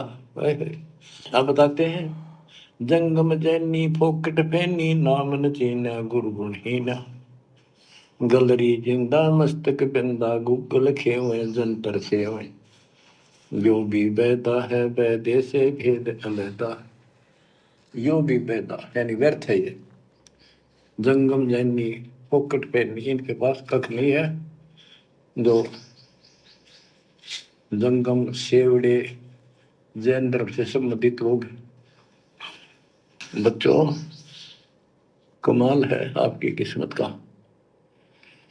जैसे जैन धर्म के 24वें तीर्थंकर श्री महावीर जैन जी हुए हैं, उनकी हिस्ट्री आपको पढ़ कर सुनाई थी उन्हीं की पुस्तक से। तो वही परमात्मा गरीबदास जी के बच्चे मालिक की वाणी बता रहे हैं, उसको ज्ञान को समझा रहे हैं कि जंगम जैनी फोकट पैनी सब व्यर्थ की साधना कर रहे हैं। आकी तोरा बांध पटोरा घुमा दामी कैसे स्वामी नगन रसा तन को तरासा पशु प्राणी स्वान समानी। ये धूम्रपान करे, सुल्फे पीवे, दारू किनका टालनी, बकरे काटे उनका मांस खावे और नगन फिरे, नगन निराशा तन को तरासा, व्यर्थ में शरीर को तंग करते हैं, परेशान करते हैं, कष्ट उठाते हैं। पशु प्राणी समान समान, इनमें और कुत्ते में क्या अंतर है? वो भी नगन रहते हैं, पशु भी नगन रहते हैं। परमात्मा ने मनुष्य जीवन दिया, इसमें सद्बुद्धि दी है। बच्चों सभ्यता से कपड़े पहनो पर मालिक से दूर ना हो। इंद्री चीरा गाली जंजीरा घुंघरू बाजे मूड न लांचे धूमी धामा करते सामा मांड अखाड़ा रोपे बाड़ा यो भी बैदा है बैदे से भेद अलैदा यो भी बैदा। हाथों करुआ कांदे फरुआ खोल बनावे सद कहावे जटा जलंदम भूले आदम तन बैरागी छापा दागी यो भी बैदा है बैदे से भेद अलैदा यो भी बैदा। क्या बताते हैं कि हाथों करुआ एक लोटा ले लेंगे और कंधा फरुआ एक फावड़ी से रख लेंगे कंधे पे और खोल बनावे गुफा बनावांगे, उसमें छुप जाएंगे। और सिद्ध कहाँ में जटा जलंदम भूले अंधम, बड़ी बड़ी जटा सिर पर रखेंगे। ये ज्ञान के अंधे परमात्मा का सच्चा मार्ग भूले हैं। तन बैरागी छापा डागी वेद पुरानी कथा कहानी पढ़ पढ़ भूले अर्थ न खुले भूले योगी हृदय के रोगी कान चरावा बस फरमावा यो भी बैदा है बैदे से वेद अलैदा यो भी बैदा। वेद पुराण पढ़ते हैं, इनको ठीक से समझ नहीं पाए। वेद पुराणी कथा कहानी पढ़ पढ़ भूले अर्थ न खुले। बताओ क्या कह रहे हैं परमात्मा कि वेद पढ़ते हैं, गीता जी पढ़ते हैं, लेकिन गीता जी में लिखा क्या है, वेदों में लिखा क्या है, शास्त्रों में लिखा क्या है, साधना टोटल उसके विपरीत करते हैं। वही बात आज संगत में हो रही है। सत्संग सुनते हैं, ज्ञान गंगा पढ़ते हैं, जीने की राह पुस्तक का कितना प्रचार करते हैं, जीवन बदल जाएगा, जीवन बदल जाएगा, वीडियो बना बना के, जैसे फिल्म वाले बनाते हैं ना, ऐसे वीडियो बना बना के परिवार सुधर जाएगा, ये हो जाएगा, दुनिया को शिक्षा दे रहे हैं और खुद गुरु जी के सत्संगों के विरुद्ध चल रहे हैं, खुद ज्ञानगंगा पुस्तक में लिखी गई बातों के विरुद्ध चल रहे हैं, खुद जीने की राह पुस्तक में लिखी गई एक भी बात के ऊपर अमल नहीं कर रहे। ये हाल हो रहा है संगत में। अब ज्ञानगंगा पुस्तक में, अब जैसे जगत वाले गीता और वेद पढ़ते हैं और ये पत्थर की पूजा करते हैं। अब इनसे कोई पूछे भैया वेद में गीता में कोई मंदिर बना के मस्जिद बना के पत्थरों की पूजा करने का, मूर्ति पूजा का विधान है क्या? कहीं लिखा है क्या? वेद गीता में जो मंत्र तुम जाप करते हो, हरे राम हरे कृष्णा राधे राधे श्याम मिलादे, कहीं लिखा हुआ है क्या? वो एक भी बात मानने को तैयार नहीं, उल्टा लड़ाई झगड़ा करेंगे। अब ठीक इसी प्रकार टोटल सतगुरु रामपाल जी के सत्संग, उनके द्वारा लिखी गई पुस्तकों के विरुद्ध साधना वर्तमान में भगत समाज कर रहा है। बताओ, ये राजनीति करना कौन सी ज्ञानगंगा पुस्तक में लिखा हुआ है? गुरु जी के कौन से सत्संगों में लिखा हुआ है? लेकिन फिर भी गुरु जी का परिवार राजनीति कर रहा है, कोऑर्डिनेटर राजनीति कर रहे हैं, राजनेताओं के दलाल संगत को बना रखे हैं। 2019 में कांग्रेस की गोद में बैठा दिया संगत को, गुरु जी का आदेश बता दिया। 2024 में बीजेपी की गोद में बैठा दिया, गुरु जी का आदेश बता दिया कि बीजेपी को वोट डालना है। पीले पर्चे निकाल दिए, जो बीजेपी को वोट नहीं डालेगा वो गुरुद्रोही हो जाएगा, उसका नाम खंड हो जाएगा, आश्रम में नहीं घुसने देंगे। अब बताओ, गुरु जी के कौन से सत्संग में, कौन सी ज्ञानगंगा पुस्तक में, कौन सी जीने की राह पुस्तक में ये घटिया राजनीति करना या राजनेताओं की चापलूसी करना या पार्टी विशेष को वोट देना ये लिखा हुआ है? तो इनमें जगत वालों में क्या अंतर है? गुरु जी के सत्संग में और पुस्तकों में कहां लिखा है कि भक्तों ने स्टेडियम बनाने चाहिए दुनिया के लिए, खेलों को बढ़ावा देना चाहिए? कौन से सत्संग में है, कौन सी पुस्तक में है? तो जगत में और भगत में क्या अंतर है भाई? गुरु जी ने कब कहा कि भक्तों को गुंडों का समर्थन करना चाहिए, गुंडों की सीबीआई जांच का समर्थन करना चाहिए? लेकिन राजपूत करणी सेना के साथ मिलकर आनंदपाल सिंह की सीबीआई जांच का समर्थन सतलोक आश्रम मैनेजमेंट हरियाणा ने कर दिया और 5 लाख रुपए उनको चंदे के रूप में दे दिए दान के। कौन से सत्संग में भाई, कौन सी पुस्तक में है? भक्तों को आरक्षण चाहिए या जिनको आरक्षण चाहिए उनका समर्थन करना चाहिए? जैसा कि जाट आरक्षण में सतलोक आश्रम मैनेजमेंट हरियाणा ने संगत को बैठा दिया, करोड़ों रुपया चंदे के रूप में दिया। गुरुजी के कौन से सत्संग में है? गुरुजी ने कब कहा कि तुम भक्तों को यहां पर इस काल के लोक में आरक्षण चाहिए? बताइए, कौन सी जीने की राह में लिखा है, कौन सी ज्ञानगंगा में लिखा है? फिर क्या कर रहे हो? अरे दुनिया वालों को दोष दे रहे हो कि शास्त्रों में क्या लिखा है और तुम क्या कर रहे हो, तो खुद भी तो आंखें खोलो। सतगुरु रामपाल जी ने सत्संगों में क्या कहा है, पुस्तकों में क्या लिखा है, और तुम क्या ड्रामेबाजी कर रहे हो? तो तुम्हारे में और दुनिया वालों में क्या अंतर है? इसीलिए तो सतगुरु रामपाल जी ने हिसार जेल से कहना पड़ा कि अच्छे इंसान तो जगत में भी ऐसा नहीं करते जैसा तुम भगत कर रहे हो। तो ये भी बैदा है, यो भी बैदा है, बैदे से भेद अलेदा है। बैदा क्यों जाना, हम सतगुरु बेटा यूं जाना। तो हमने सतगुरु रामपाल जी के सत्संग ध्यान से सुने, हमने उनकी ये पुस्तकें ध्यान से पढ़ी हैं, तब हमें पता चला कि वर्तमान में सतगुरु रामपाल जी की गैर हाजिरी में उनका कलयुगी परिवार, उनके बेटा बेटी भाई बंधु रिश्तेदार, ये कोऑर्डिनेटर जितने भी उल्टे कर्म कर रहे हैं, ये सब बैदा है, बैदा। सतगुरु के सत्संग, पुस्तक और ज्ञान से कोई लेना देना नहीं है। इसलिए पूरी संगत सत्सेवकों को छोड़कर अपने गुरुजी के साथ में छल छिद्र कर रही है, छल कपट कर रही है। और ऐसे छल कपटियों को गुरु अपनी शरण में नहीं लेता। ताते सतगुरु शरणा लीजिए, कपट भाव जिन दूर करीजिए। तुम तो अपने गुरु के साथ में कपट कर रहे हो, धोखा कर रहे हो, तो आने वाले समय में भाई परिणाम भी भुगतना पड़ेगा। और कबीर साहब कहते हैं, गुरु बिन वेद पढ़े जो प्राणी, समझन सार रहे अज्ञानी। यदि इन्होंने गीता वेद समझे होते और पुराण समझे होते तो ये नहीं कहते ब्रह्मा विष्णु महेश से ऊपर कोई शक्ति नहीं है।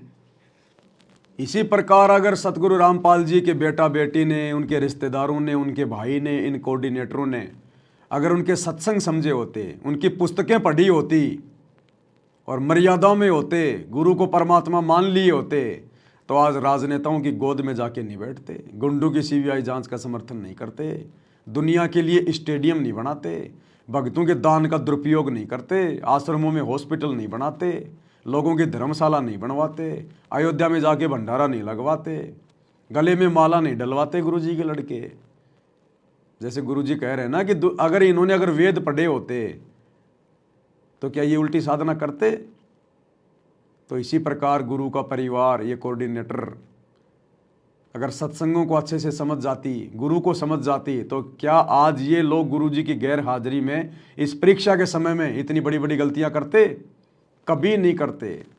भाई और बहनों, अक्सर क्या होता है, जिन लोगों को ज्ञान समझ में आ गया, भक्ति समझ में आ गई, गुरु समझ में आ गया, तो उनको लगता है कि जैसा मुझे समझ में आ गया वैसा ही सबको समझ में आ गया होगा, सबको समझ में आ रहा होगा। लेकिन ऐसा होता नहीं है। आपको समझ में आ गया, ये आपका सौभाग्य, गुरु का आशीर्वाद, गुरु की मेहर। लेकिन जैसा आपको समझ में आ गया ऐसा सबको आ रहा होगा, ये मुमकिन नहीं है। परमात्मा कहते हैं, खोकापुर में काग मिले दिन दोए रे, अरबों में कोई हंस हमारा होए रे। गुरु पद सेवे बिरला कोई, गुरु जो भक्ति की जो पद्धति बताएगा उसको कोई बिरला ही उस हिसाब से पूजा पाठ कर पाएगा, भक्ति कर पाएगा। गुरुपद सेव बिरला कोई, जहां पर कृपया साहिब की होई। जिस पर गुरु की विशेष मेहर होगी, रजा होगी, वही उनके द्वारा बताई गई भक्ति विधि को मर्यादा में रह के संपन्न कर पाएगा। हर किसी के बस की बात नहीं है। हाँ, भगत बने दिखाई देंगे एक नंबर के, जैसे इनके बराबर तो कोई भगत ही नहीं है। दुनिया को समझाएंगे, ऐसे समझाएंगे जैसे तो ज्ञान का भंडार है, और खुद की मर्यादा एक भी नहीं है। तो परमात्मा को ऐसी काल की आत्माओं से भी कोई विशेष मतलब नहीं होता है। तो इसी प्रकार ये दुनिया वाले जो कर रहे हैं, साथ में संगत क्या कर रही है, उसने भी अपना विश्लेषण करना चाहिए। गीता वेद समझे होते और पुराण समझे होते तो ये नहीं कहते ब्रह्मा विष्णु महेश के ऊपर कोई शक्ति नहीं है। तो इससे सिद्ध है ये सब भ्रमित आत्मा है। काल ने इनको भ्रमित कर रखा, और उसने कह रखा था कि सबकी ऐसी दुर्गति कर दूंगा, कोई ठीक से समझ नहीं पाओगा। फिर क्या बताते हैं, तोड़े पाती आत्मघाती, मूड अनाड़ी जड़ से तारी, ताल मंजीरा मन नहीं थीरा, वो विद नाचे नाम न बाचे, यो भी बैदा है बैदे से भेद अलैदा, यो भी बैदा के पत्ते फूल तोड़ के अपना जीवन नष्ट कर रही है, आत्मघात कर रही है। मूड अनाड़ी जड़ते तारी, यानी पत्थर की मूर्ति का आगे प्रार्थना लाओ, अरे तेरा गजब, अरे तेरा गजब भैयो, पत्थर की मूर्ति के आगे। सेम टू सेम वही काम काल ने इन आश्रमों में करवा रखा है। सतगुरु की 90% संगत वही गलतियां कर रही है। पत्थर की पूजा करे भूल गए सृजनहारा। जून के महीने में वो कागज वाली, कबीर जी की समझे जाने वाली, दाढ़ी मूंछ वाली नकली फोटो, मुर्दा फोटो, उस पत्थर को भगवान मान के पूज रहे हैं, कबीर मान के पूज रहे हैं। अरे थारा गजब यो, जिंदा कबीर धरती पे आया हुआ है, तुम्हारे लिए संघर्ष कर रहा है, जेल में बैठा हुआ है, दुनिया की गालियां खा रहा है, तुम्हारे को अनमोल ज्ञान दे दिया, भक्ति दे दी, नाम दे दिया। वो तुम्हारा बाप नहीं, वो तुम्हारा भगवान नहीं। और वो पत्थर, वो एक मूर्ति, कागज का टुकड़ा, बेजुबान, उसको जून के महीने में कबीर मान के तुम कबीर प्रकट दिवस मना रहे हो इन आश्रमों में। इसलिए परमात्मा कहते हैं आत्मघाती हो तुम, आत्मघाती, अपना खुद का सत्यानाश कर रहे हो। इतना ज्ञान देने के बाद भी गुरु को मानुष मान रहे हो, तो परमात्मा कहते हैं वो तो कुत्ते की योनि में जाने के काम कर रहा है। गुरु को मानुष जो गिने कर चरना अमृत का पान, ते नर नरक में जाएंगे जन्म जन्म बने समान। वो तो कई युगों तक लगातार कुत्ता बनेगा, कई जन्मों तक, जो सतगुरु रामपाल जी को अपने जैसा मानुष समझ के भक्ति करेगा।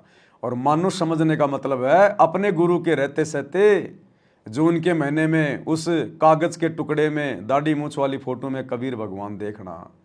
कबीर प्रकट दिवस मनाना उस दाढ़ी मूछ वाली फोटो का। तो स्थिति वही है भाई और बहनों, ज्यादा कुछ नहीं है। खाली सतगुरु रामपाल जी से उपदेश ले लिया, भगत कहलाने लग गए, तो बस हम हो गए भगत, हम हो गए पार, हो गया हमारा मोक्ष, हम दुनिया से अलग हो गए। काल बहुत जबरदस्त चीज है।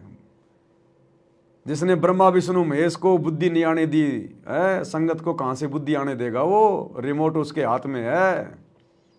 जब तक आप गुरु को परमात्मा नहीं मानेंगे, आपकी बुद्धि का रिमोट काल के हाथ में रहेगा। ये रिमोट सतगुरु के हाथ में उस समय आएगा आपका, जब आप सतगुरु को परमात्मा मानोगे। तो सेम टू सेम वही स्थिति है। आश्रमों में भी मूर्तियों की पूजा हो रही है, पत्थरों की पूजा हो रही है, मुर्दों की पूजा हो रही है, मुर्दों की। जिंदा को कोई नहीं पूज रहा, अपने गुरु को परमात्मा मान के उनका प्रगट दिवस कोई नहीं मना रहा इन आश्रमों में। ये रजा तो सात संगतियों में सत्सेवक भाई बहनों के ऊपर हुई है। आगे क्या बताते हैं? ये उतबाही बोले साई, तुमर पाना भेद न जाना, तपा आकाशी बारामासी, मोनी पीठी पंथ अंगीठी, यो भी बैदा है वैदे से वेद अलैदा, यो भी बैदा। क्या कहते हैं कि ऊपर ने बां करके खड़े हो जाए, ऊपर को बां, या तपस्या है। कोई पैर ऊपर ने, कोई वैसे खड़ा होकर पींग डाल कर उसके स्पोर्ट ले देता है, कोई 5 धूने लगा के 40 दिन ज्येष्ठ मास में तपस्या करता है। ये परमात्मा के लिए चले थे, काल ने इनकी रोड मार दी। इसी प्रकार ये संगत चली थी परमात्मा के लिए, लेकिन इस परीक्षा के समय में काल के एजेंटों ने आश्रम खोल खोल के संगत की रोड मार ली, रोड। अरे संगत ने विचार करना चाहिए था। अगर तुम्हारे गुरु ने आश्रम खोलने होते तो तुम्हारा गुरु आश्रम छोड़ के जेल में जाके क्यों बैठता? अगर तुम्हारे गुरु ने आश्रम बनाने थे, आश्रम खोलने थे, तो तुम्हारा गुरु खुद आश्रम छोड़ के जेल में क्यों बैठा?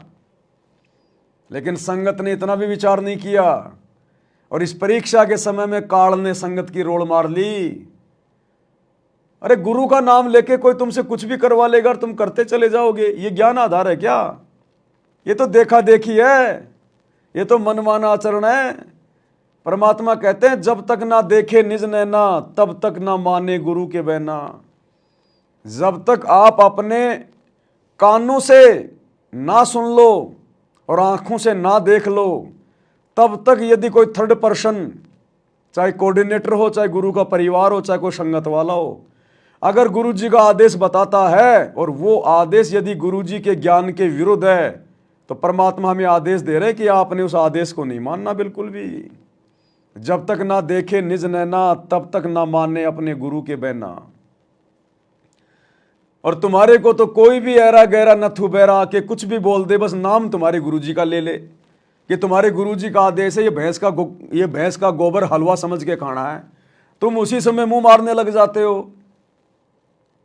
तो तुम तो एक इंसान भी ढंग के नहीं हो, भगत तो बहुत दूर की बात है। ऐसे सतलोक नहीं जाया जाएगा। ये रिहर्सल चल रही है, ऐसे ही तुम्हें काल ठग लेगा। तुम्हारी तो आदत बन गई, पीले पर्चे आ गया, आदेश आ गया, कोऑर्डिनेटर ने बोल दिया, आदेश आ गया, आश्रमों में गुरुजी के परिवार ने कुछ बोल दिया, आदेश हो गया। ये भक्ति मार्ग है, कबीर परमात्मा का मार्ग है, देखा देखी का मार्ग नहीं है। इस पे एक एक कदम फूंक फूंक के रखना पड़ेगा, एक एक कदम फूंक फूंक के।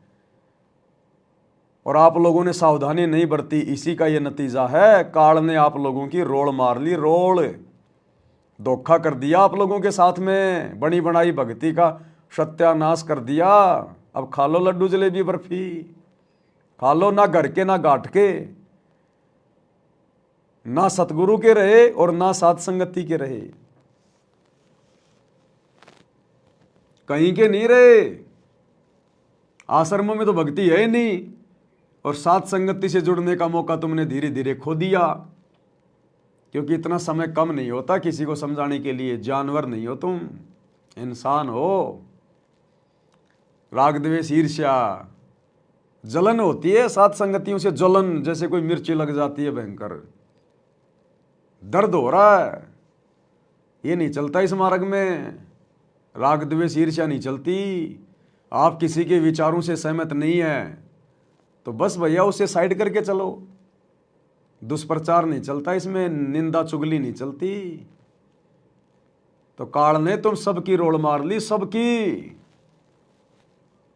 सतगुरु ये नहीं देखता तू बहुत बड़ा भगत है, तू 20 साल से भक्ति कर रहा है, तू गुरु जी के साथ में रहता था, तू गुरु का ड्राइवर था, तू गुरु का बॉडीगार्ड था, तू गुरु का भाई है, बेटा है, पत्नी है। सतगुरु ये नहीं देखता। सतगुरु समदृष्टि है। और समदृष्टि क्या होता है अभी तक दिखाया नहीं गुरु जी ने, क्योंकि अभी तक तो काल के हाथ में था सारा प्रपंच। अब सब कुछ सतगुरु अपने हाथ में लेगा। अब देख लिया, अब बताएगा समदृष्टि क्या होता है। ये गुरु के बेटा बेटी दर्शनों के लिए तरस जाएंगे, दर्शनों के लिए, जो आज इन आश्रमों में ठेकेदार बन के घूम रहे हैं। अब दिखाएगा आने वाले समय में समदृष्टिपना क्या होता है गुरु का। अथ वैद्य का ग्रंथ। बैरागी सन्यासी भड़वे चौतड़ छार लगावे हैं, पांचों नारी पति सो लड़के धुंधो धार मचावे हैं। शास्त्र विरुद्ध साधना करने वालों को गुरुजी ने बढ़वे की संज्ञा दी है। बढ़वे की, बढ़वा क्या होता है पता है? शास्त्र विरुद्ध साधना करने वालों को। और असल में सबसे बड़ी शास्त्र विरुद्ध साधना क्या है? सांसारिक स्तर पर तो शास्त्र विरुद्ध साधना उसको कहते हैं जो प्रमाणित जो सदग्रंथ हैं, गीता, वेद, कुरान, पुराण, बाइबल, गुरु ग्रंथ साहिब, जो इनके विपरीत भक्ति करता है, आचरण करता है, उसको कहते हैं शास्त्र विरुद्ध साधना।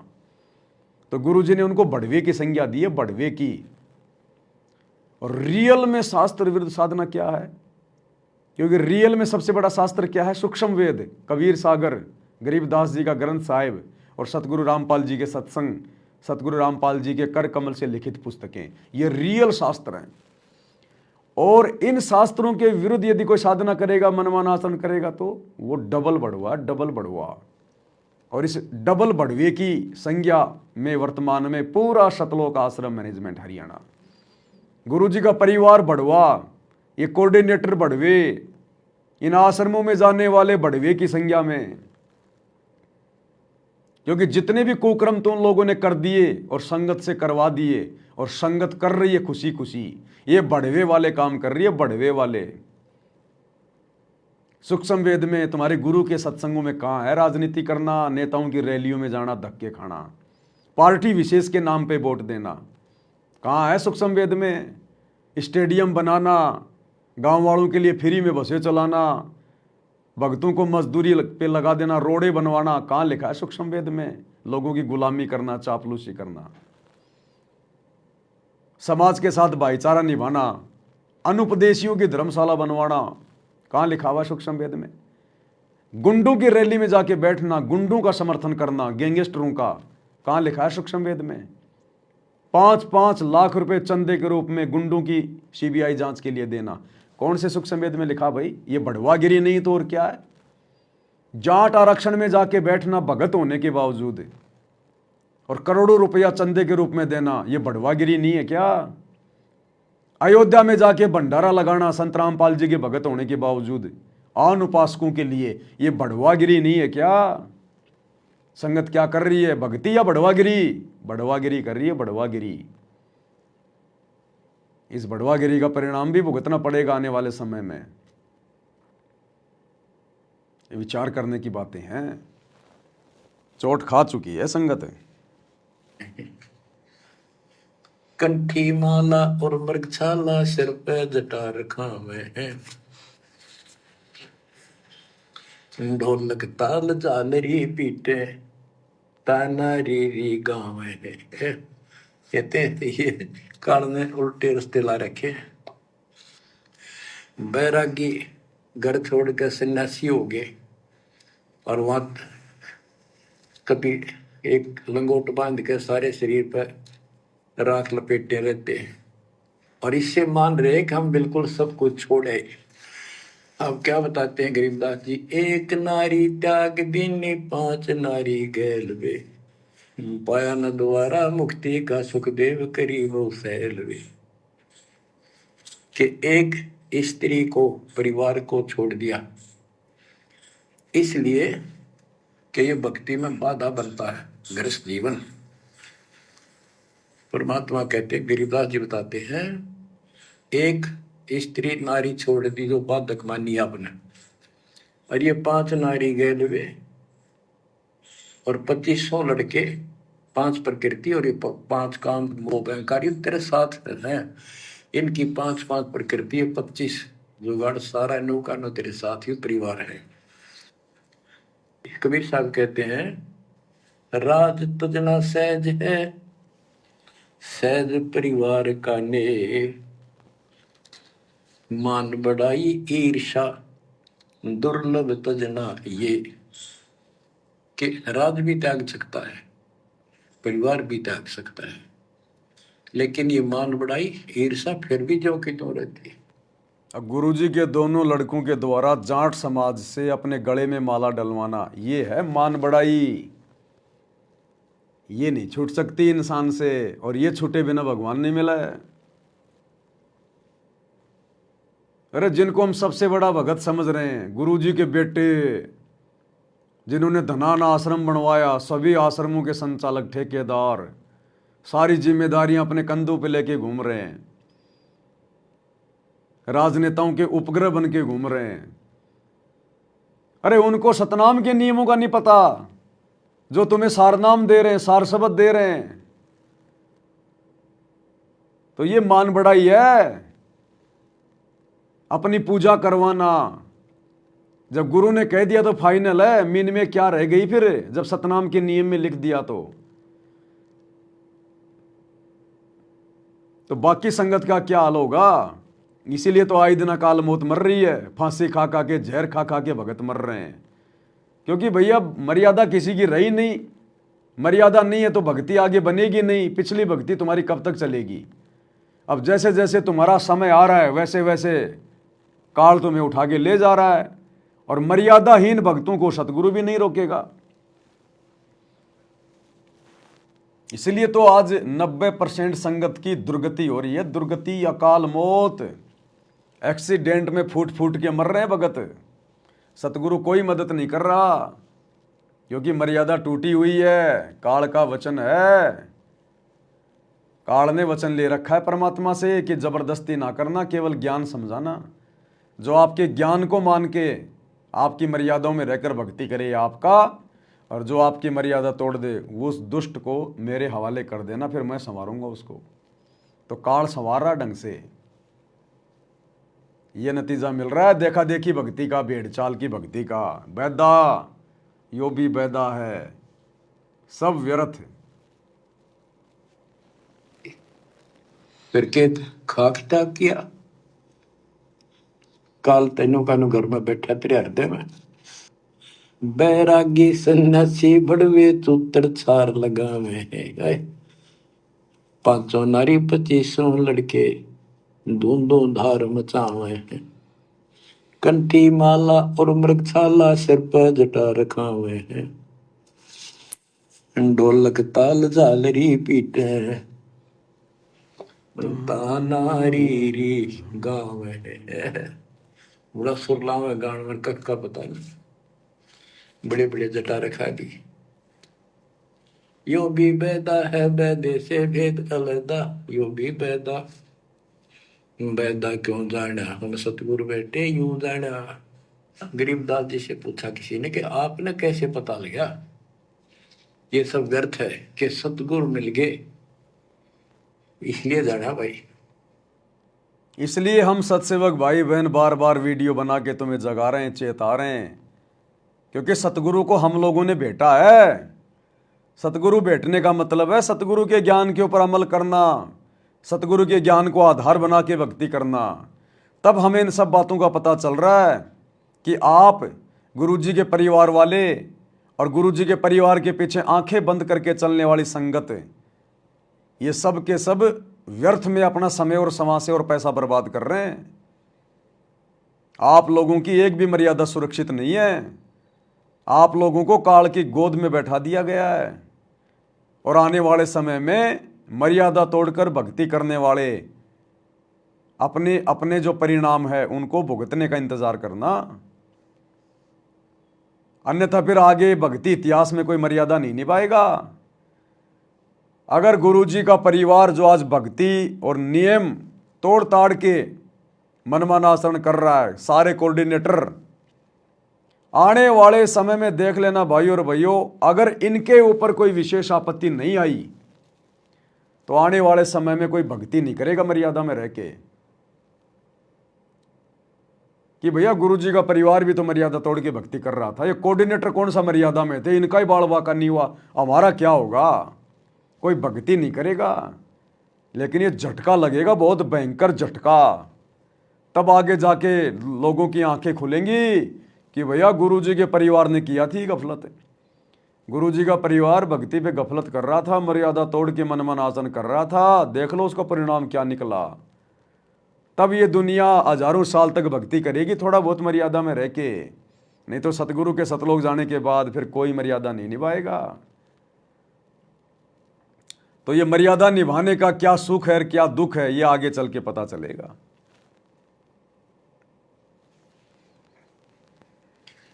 तन के योगी मन के भोगी गुल्लर पेट पड़ावे हैं, गुद भी रस का मर मन जाना भद्दर भेख बनावे हैं। क्या बात की। करुआ और को पीन लिए जो पड़खंड गुफा बनावे हैं, खुदा कुत्ती घट में दूती फिर गृह द्वारे जावे हैं।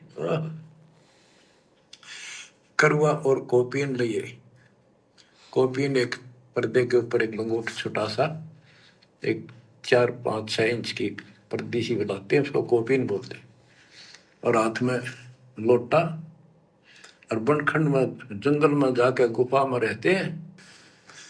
कहते हैं तन के योगी और मन के भोगी ऊपर तो दिखे योगी, और खान में अटक नहीं, माल कूड़े खाते पर यज्ञों के अंदर जहां भी कोई धर्म भंडारा होता है सब तागे पाओगे। ये तन के योगी मन के भोगी, शरीर से तो एक नंबर के भगत दिखाई देते हैं, और मन के भोगी, मन में सारी बकवास ज्यों की त्यों, और खाने के लिए कहीं भी पहुंच जाएंगे। जैसे संगत वर्तमान में कोई बिहार से आ रहा है, कोई यूपी से आ रहा है, कोई झारखंड से आ रहा है, लड्डू जलेबी बर्फी खाने देसी घी के, कहते हैं दिखे ये भगत, और मन में सारी इनके बकवाद, और तोड़ तोड़ के मर्यादा, और पेट भरने के लिए कहीं भी किसी भी आश्रम में दौड़ के चले जाएंगे ये। तो वो ही जगत वाली काम हो रहा है भाई और बहनों, सारा वो की वो जगत वाली क्रियाएं हो रही है सारी की सारी। बस फर्क इतना है कि ठप्पा सतगुरु रामपाल जी का लग रहा कि हम तो भगत हैं बस, बाकी और कोई क्रियाओं में कोई अंतर नहीं है, ना मर्यादा जगत वालों की, ना मर्यादा इन आश्रमों से जुड़े भक्तों की। तो परमात्मा कहते हैं ये लागे तो भगत, और मन में सारी बकवाद, और ये अच्छा अच्छा मालपुआ खाने के लिए कहीं के कहीं दौड़ के चले जाते हैं। और खान में अटक नहीं, माल कूड़े खाते पर यज्ञों के अंदर जहां भी कोई धर्म भंडारा होता है सब तागे पाओगे। ये तन के योगी मन के भोगी गुल्लर पेट पड़ावे हैं। मैं छक्का खाऊं एक पति, सुबह खा लिया शाम तक और ना मांगना पड़ेगी।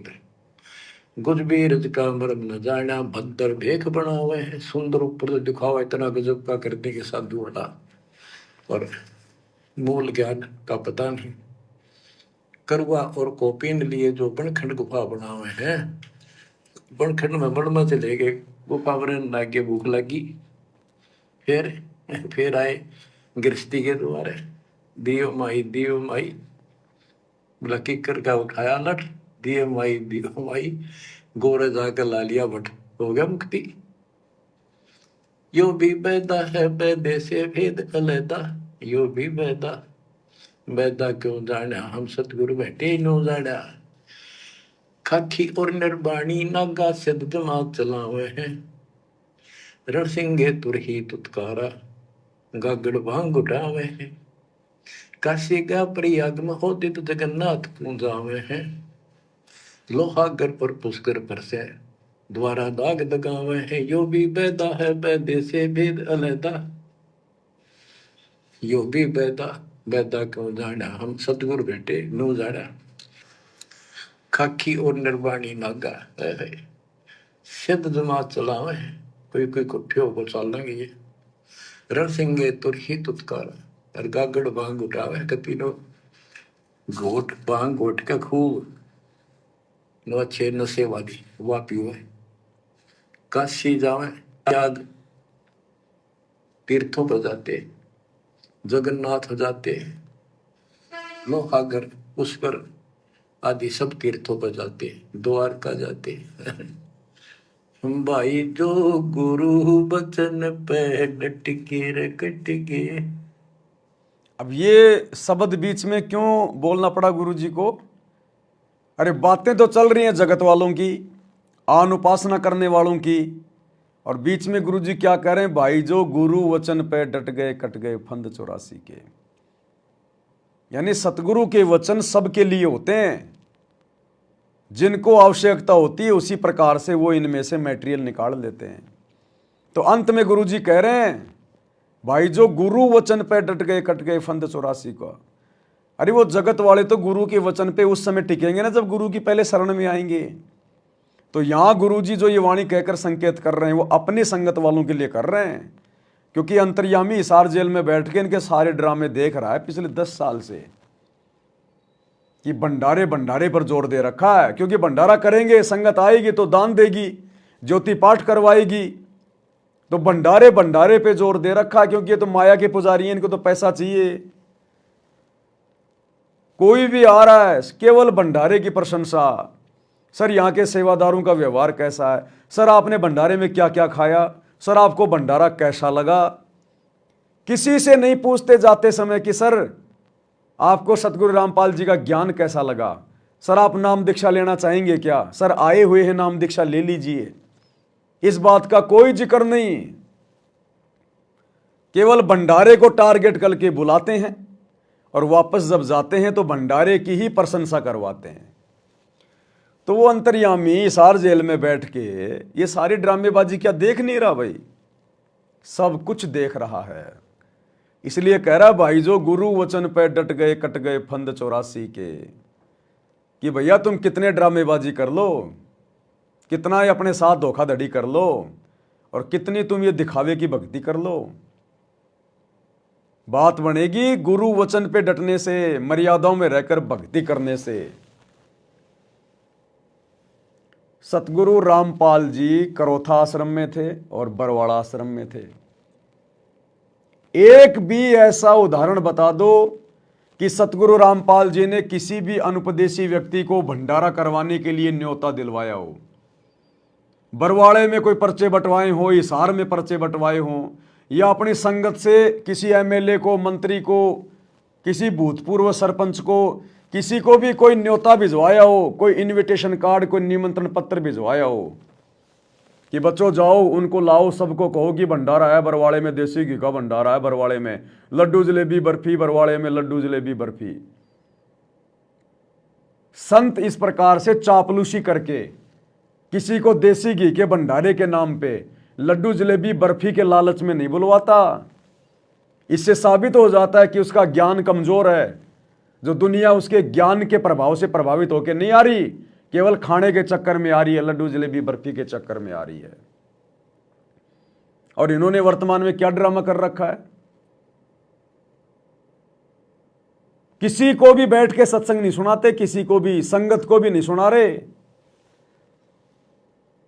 बाहर से आने वाले तो क्या सत्संग सुनेंगे, क्या ये सत्संग सुनाएंगे? लड्डू जलेबी बर्फी को टारगेट करके बुलाते हैं और लड्डू जलेबी बर्फी खिला के उसी की प्रशंसा सुन के, सर स्वाद कैसा लगा, सर आपने क्या क्या खाया, सर आपको भंडारा कैसा लगा, और जाओ अपने घर पे। किस लिए बुला रहे हो उसको?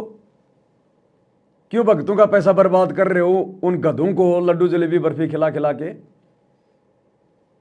जब तुमने उनको समझाना नहीं, ज्ञान उनको बताना नहीं, तो खिलाने के लिए क्यों बुला रहे हो? क्यों संगत का पैसा बर्बाद कर रहे हो?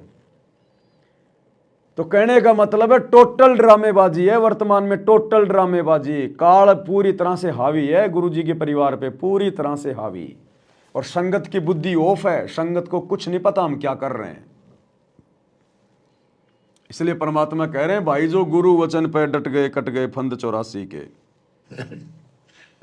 भाई जो गुरु वचन पे डट के रे कट के फंद 84 के, कट गए फंद 84 के, कट गए। वस्तु मिली ठोर की, ठोर मिट गई, मन पापी की दौड़। वस्तु मिली ठोर की, ठोर मिट गई, मन पापी की दौड़। भरम मिटे मथुरा काशी के, भरम मिटे मथुरा काशी के, भाई जो गुरु बचन पे डट गए, कट गए फंद 84 के।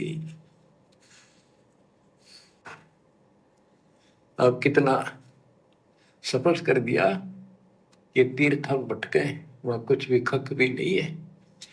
तीर्थ पक तलवार कटारी, जमदड़ जोर बधावे है, हरि पैड़ी हर हेत न जाना, वहां जाए तेग चलावे है। काटे शीश नहीं दिल करुणा, जग में साध कहावे है, जो नर इनके दर्शन को जावे, उनको भी नरक पठावे है। ओए होए। अब इसी प्रकार ये आश्रमों में धक्के खाते फिर रही है संगत अपने गुरु जी की गैर हाजिरी में, और जो जन इनकी संगत में जावे उनको भी नरक पठाते हैं। और वहाँ जाकर संगति किसकी करती है? इन काल एजेंटों की, गुरुजी के परिवार की, कोऑर्डिनेटरों की। वो खुद ही काल की गोद में बैठे हैं, तुम्हारा कहाँ से कल्याण करवा देंगे। तो जो जन इनकी शरणा जावें उनको भी नरक पठावें। वही उल्टे आदेश सुनाएंगे वो तो भैया, वही उल्टे काम करने की प्रेरणा करेंगे।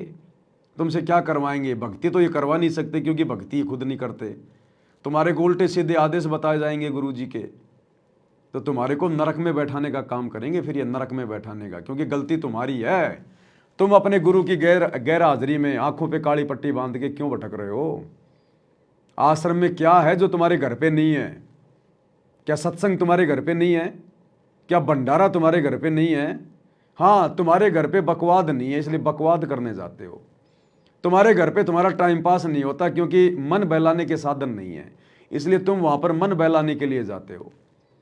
वो रंगोलियाँ बनाने के लिए, वो प्रदर्शनियाँ देखने के लिए, कबीर जी का झोपड़ा देखने के लिए, झूलाओं का कुआं देखने के लिए, मिट्टी के गधे और बैल देखने के लिए, लहर तारा तालाब देखने के लिए, टाइम पास के लिए। तो नरक में बैठाने का काम किया जा रहा है, तुम्हें नरक में बैठाने का। ये परीक्षा चल रही है। गुरु यही देख रहा है कि जिस प्रकार से ये आज भटक रहे हैं ना, इनको सारी वस्तु मिलने के बाद 3 समय की आरती दे दी, इनको मंत्र दे दिए, सत्संग दे दिए, मर्यादा दे दी, उसके बाद भी इनके भटकने की आदत नहीं मिटी। तो मेरे सतलोक जाने के बाद ये क्या खाक भक्ति करेंगे? तो फिर भटकते ही रहोगे।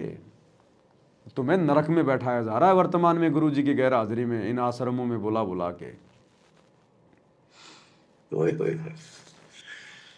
बहुत समय पहले की बात है, इन त्रिगुण उपासकों का आपस में झगड़ा हो गया इस बात पे। गिरिपुरी नागा वैष्णो, वैष्णो विष्णु जी के उपासक, नागा शिव जी के। नागा के हम सबसे ज्यादा श्रेष्ठ हैं, हम त्यागी और बैरागी हैं, हम कोई इच्छा नहीं रखते, कोई वस्त्र तक नहीं पहनते। पहले हम स्नान करेंगे, हर की पैड़ी पे पर भी लगी कुंभ के मेले में। वैष्णो बोले शरण फिरो, तुम टट्टी के हाथ भी ना धोते, तुम स्नान भी नहीं करते, आज स्नान करने वाले हो गए, राख लपेटे फिरो। हम विष्णु जी के उपासक हैं, विष्णु जी सर्वश्रेष्ठ परमात्मा है, हम साफ सोच रखते हैं, नहाते धोते हैं, कपड़े अच्छे पहनते हैं। इस बात पर दोनों का झगड़ा हो गया। 25,000 ये त्रिगुण उपासक कटके मिल गए।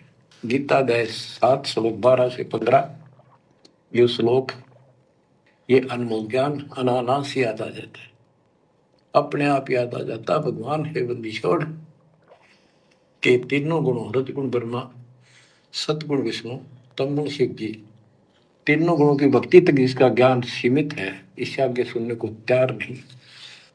जिनका ज्ञान हरा जा चुका है काल के द्वारा, मनुष्यों में इस नहीं। अज्ञान के द्वारा राक्षस स्वभाव को धारण किए हुए, मनुष्यों में नीच, दूषित कर्म करने वाले, मूर्ख, गीता ज्ञानदाता कहते हैं, मुझे भी नहीं बचते ये। हाय हाय। या वो स्पष्ट कर दिया गरीबदास जी ने, तीर तुपक तलवार कटारी जमदड़ जोर बदावे है, हर पैड़ी हर हेत न जाना वाजा तेग चलावे है, काटे शीस नहीं दल करुणा ये जग में साध कहावे है, जो नर इनके दर्शन को जावे उनको भी नरक पठावे है। हे बुद्धि छोड़ के बेटे कमाल करके ये तलवार चलावे, छुरे ठोक दी कोप दी, एक दूसरा मार डाले। कहते हर पैड़ी हर हेत न जाना, तो वहां जाके ये तलवार से वार करते हैं, काटे शीश, काटे शीश नहीं दल कुर्रा, इनके दिल में दया नहीं। और जगत में ये साधु कहलाते हैं, जो इनके दर्शन भी करने जाना है, इनका कोई शिष्य बन जा, उनको भी नरक उठावे। यह शिक्षा देंगे और है क्या। यो भी बैदा है बैदे से भेद अलैदा, यो भी बैदा, बैदा क्यों जाना हम सतगुरु बैठे नो जाना। संपड़िछला को साहेब कहते चेतन सार चलावे हैं, अंधा जगत पुजारी जाका दुनिया के मन भावे हैं, पारख लीजे शब्द पति जैसा लिखला पुजावे हैं, तुलसी तोड़ मरोड़े मूर्ख जड़ पर फूल चढ़ावे हैं। यो भी बैदा है बैदे से भेद अलैदा, यो भी बैदा, बैदा क्यों जाना हम सतगुरु बैठे यूं जाना।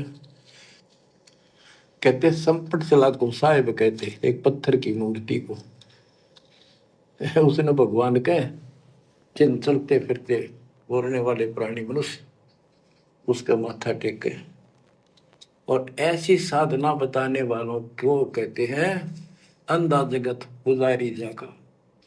इन अज्ञानियों के ये भगत जगत के लोग इनके पुजारी, ये दुनिया के मन भाव है। हाय हाय। पारख लीजिए शब्द पतीजे और सालिक सलाह पुजावे, यानी परमात्मा का ज्ञान ठीक से समझो। ये तो पत्थर की मूर्ति पुजवाते हैं और तुलसी तोड़ मरोड़ा मूर्ख पे जड़ पर फूल चढ़ावे।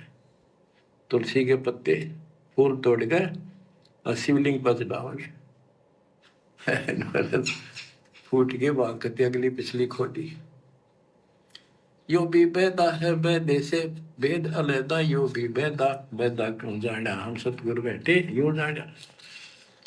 जैसे कुत्ता सर सराय का परिक्रमा दे आवे हैं, जैसे ऋतवंती सुन ही के पीछे गंड के गेला जावे हैं, कक्कड़ बांग माखो पीवे बकरे काट तड़ावे हैं, सन्यासी शंकर को बोले बम्ब महादे डावे हैं। अब देखो परमात्मा ने उस वाणी का खुलासा नहीं किया, परमात्मा उस कुत्ते वाली वाणी को छोड़ के आगे निकल गए। क्या कह रही वो वाणी? ये कुत्ते वाली दशा वर्तमान में सतलोक आश्रमों से जुड़े हुए इन भक्तों की हो रही है, गुरु जी के परिवार की हो रही है, कोऑर्डिनेटरों की हो रही है। क्या कह रहे हैं परमात्मा? जैसे कुत्ता सर सराय का परिक्रमा दे आवे हैं, जैसे ऋतवंती सुन ही के पीछे गंड के गेला जावे हैं। कुत्ता किसी तीर्थ की यात्रा करके आ जाए, कोई मंदिर के चक्कर लगा के आ जाए हैं, और थोड़ी देर बाद में किसी कुत्ती के पीछे लग जाए, फिर वही कुकर्म करने लग जाए, तो ज्ञानहीन भक्तों की ऐसी दशा होती है। सत्संग सुन के आ गए, लड्डू जलेबी बर्फी खा के आ गए हैं, एक नंबर के भगत बन के आ गए, सतलोक आश्रमों के चक्कर लगा के आ गए, और जगत में आके फिर वही कुकर्म, फिर वही सारे कर्म। राजनीति का आदेश आ गया झूठा, चलो राजनीति करने। गुंडों की सीबीआई जांच का आदेश आ गया, चलो। जाट आरक्षण में बैठने का झूठा आदेश आ गया, चलो। जाटों की धर्मशाला बनानी है, चलो मजदूरी करेंगे, चलो। कोई मर्यादा नहीं, वो कुत्ता कर्म हो रहा है, कुत्ता कर्म। 2 मिनट में भगत बन लेंगे और 2 मिनट में फिर वो कुत्ता कर्म। तो परमात्मा कहते हैं ये भक्ति नहीं है, ये बढ़वागिरी है, बढ़वागिरी। और इस कुत्ता कर्म से, बड़वागिरी से भगवान नहीं मिलेगा। दूसरा परमात्मा ने यहाँ पर कि ऋतुवंती सुन ही के पीछे, वो कुत्ता जैसे लग जाता फिर। तो दूसरा संकेत ये कर रहे हैं परमात्मा कि इस सतभक्ति में अगर आपको ये सतभक्ति करनी है सतलोक वाली, तो आपने इस विषय वासना से हटना पड़ेगा। जो कुत्ता कर्म तुम कर रहे हो ना अभी भी, सतनाम लेके, सार नाम लेके, तुमने इस कुत्ता कर्म से हटना पड़ेगा। नहीं तो चाहे तुम आश्रमों में चक्कर काटो, चाहे गुरुजी के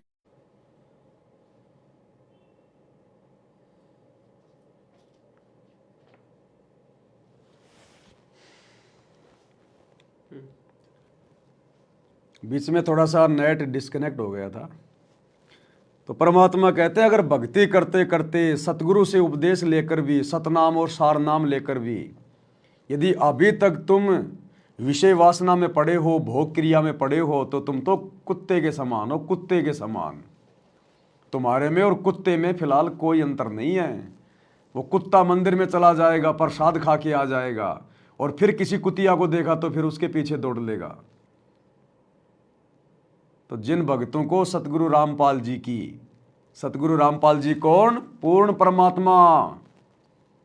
जिनको पूर्ण परमात्मा सतगुरु रामपाल जी की शरण प्राप्त है, सतनाम सार नाम मिल चुका है, भक्ति पे लग चुका है, और अभी तक यदि वो इसी कुत्ता कर्म में लगा हुआ है, भोग क्रिया में पड़ा हुआ है, विषय वासनाओं में पड़ा हुआ है, तो परमात्मा कहते हैं तुम तो कुत्ता कर्म कर रहे हो, भक्ति नहीं कर रहे। गुरुदेव कहते हैं भग भोग्या भगूप जय, भग से बचा न कोई, जय कोई भग से बचे, भगत कहावै सोई। कामी क्रोधी लालची इन पे भक्ति न होए, और भक्ति करे कोई सूरमा, जात वर्ण कुल खोए। तो इन वाणियों के बहुत सारे संकेत हैं। एक तो जो व्यक्ति सत्संग में जाता है, आश्रम में जाता है, भगत दिखाई देता है, और वापस आके वही सारे कुकर्म कर लेता है, कोई मर्यादाओं का पता ही नहीं। एक भक्ति भी कर रहा है सतलोक वाली, और ये कुत्ता कर्म भी कर रहा है, विषय वासनाओं में भी पड़ा है। तो परमात्मा कहते हैं आपकी दशा फिलहाल उस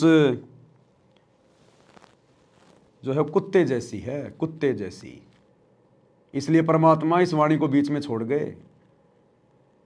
गुरुजी इसका विश्लेषण करना चाहते थे, लेकिन मालिक को पता है कि ये क्या नहीं समझ पाएंगे। अगर मैंने विश्लेषण कर दिया तो कई तो भक्ति छोड़ देंगे कि गुरुजी तो लो इस काम के लिए भी मना कर रहे हैं, इस काम के लिए भी मना कर रहे हैं। तो गुरुजी हमारी तुच्छ बुद्धि को देखकर, इस वाणी को बोलकर इसका खुलासा करना चाहते थे, लेकिन छोड़कर आगे बढ़ गए। फूट के बात करते अगली पिछली खोटी। यो भी बेदा है बेदे से भेद अलैदा, यो भी बेदा बेदा क्यों जाना, हम सतगुरु बैठे यूं जाना।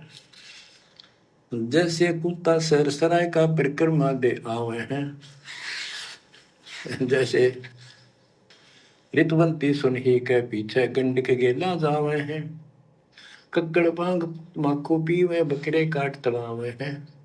सन्यासी शंकर को बोले बम्ब महादे डावे हैं। यो भी बैदा है बैदे से भेद अलैदा, यो भी बैदा बैदा क्यों जाना, हम सतगुरु बैठे यूं जाना। ये दशनामी ध्यान जाने गेरू कपड़ रंगावे हैं, पारवरम से परिचय नाही शिव करता ठहरावे हैं। धूम्रपान करे मनमुखी सुचित आसन लावे हैं, या तब से तीरा जा होई धुंध धार बह जावे हैं। वह कहते हैं सन्यासी शंकर को बोले भगवान का नाम न छोड़ दिया, और बम्ब महादेव का नारा लावे। आप देखना कावड़ लेनी है, भगवान भी छोड़ दिया, कहता बोले और बम बम बम बम बम, और सारा दिन भोके जाएंगे सन्यासी। वो हालत इन आश्रम में हो रही है। आज के लिए ज्ञान प्रचार छोड़ दिया, गुरुजी का सत्संग सुनना सुनाना, ज्ञान प्रचार करना, ये सब छोड़ दिया।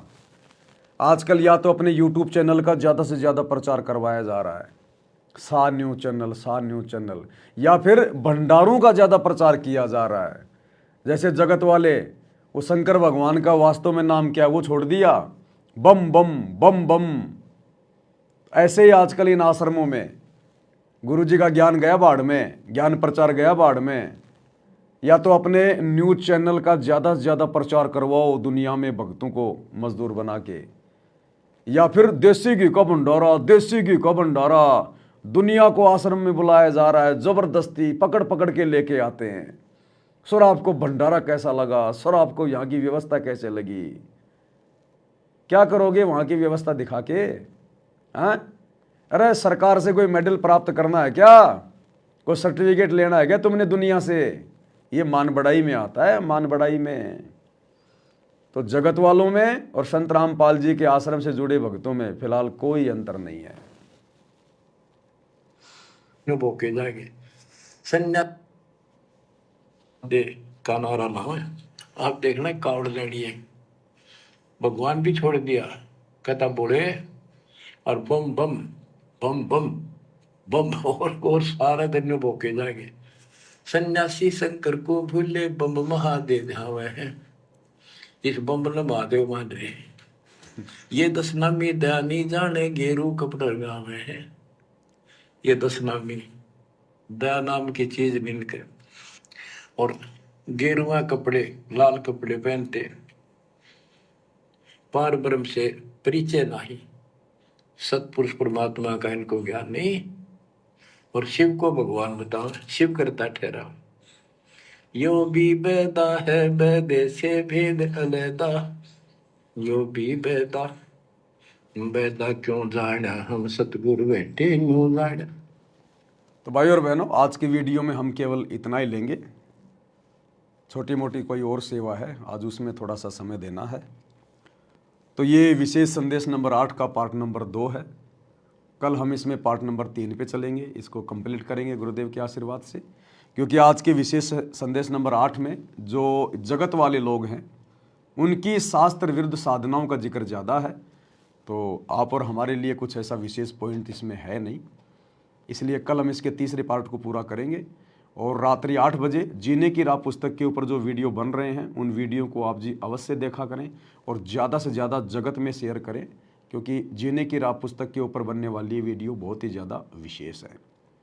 तो आज के वीडियो में गुरुदेव भगवान के आशीर्वाद से केवल इतना ही। रात्रि 8 बजे सभी भाई बहन फिर से लाइव जुड़िए जीने की राह पुस्तक के ऊपर चलने वाले लाइव वीडियो में। तब तक गुरुदेव भगवान हम सबको आज्ञा दें, इजाज़त दें, आशीर्वाद दें। बंदी छोड़ सतगुरु रामपाल जी भगवान की जय हो।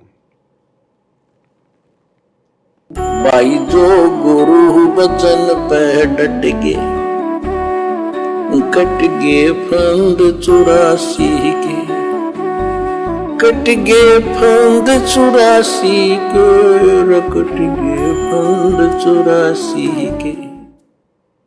भाई जो गुरु बचन पे डट गे, कट गे फंद 84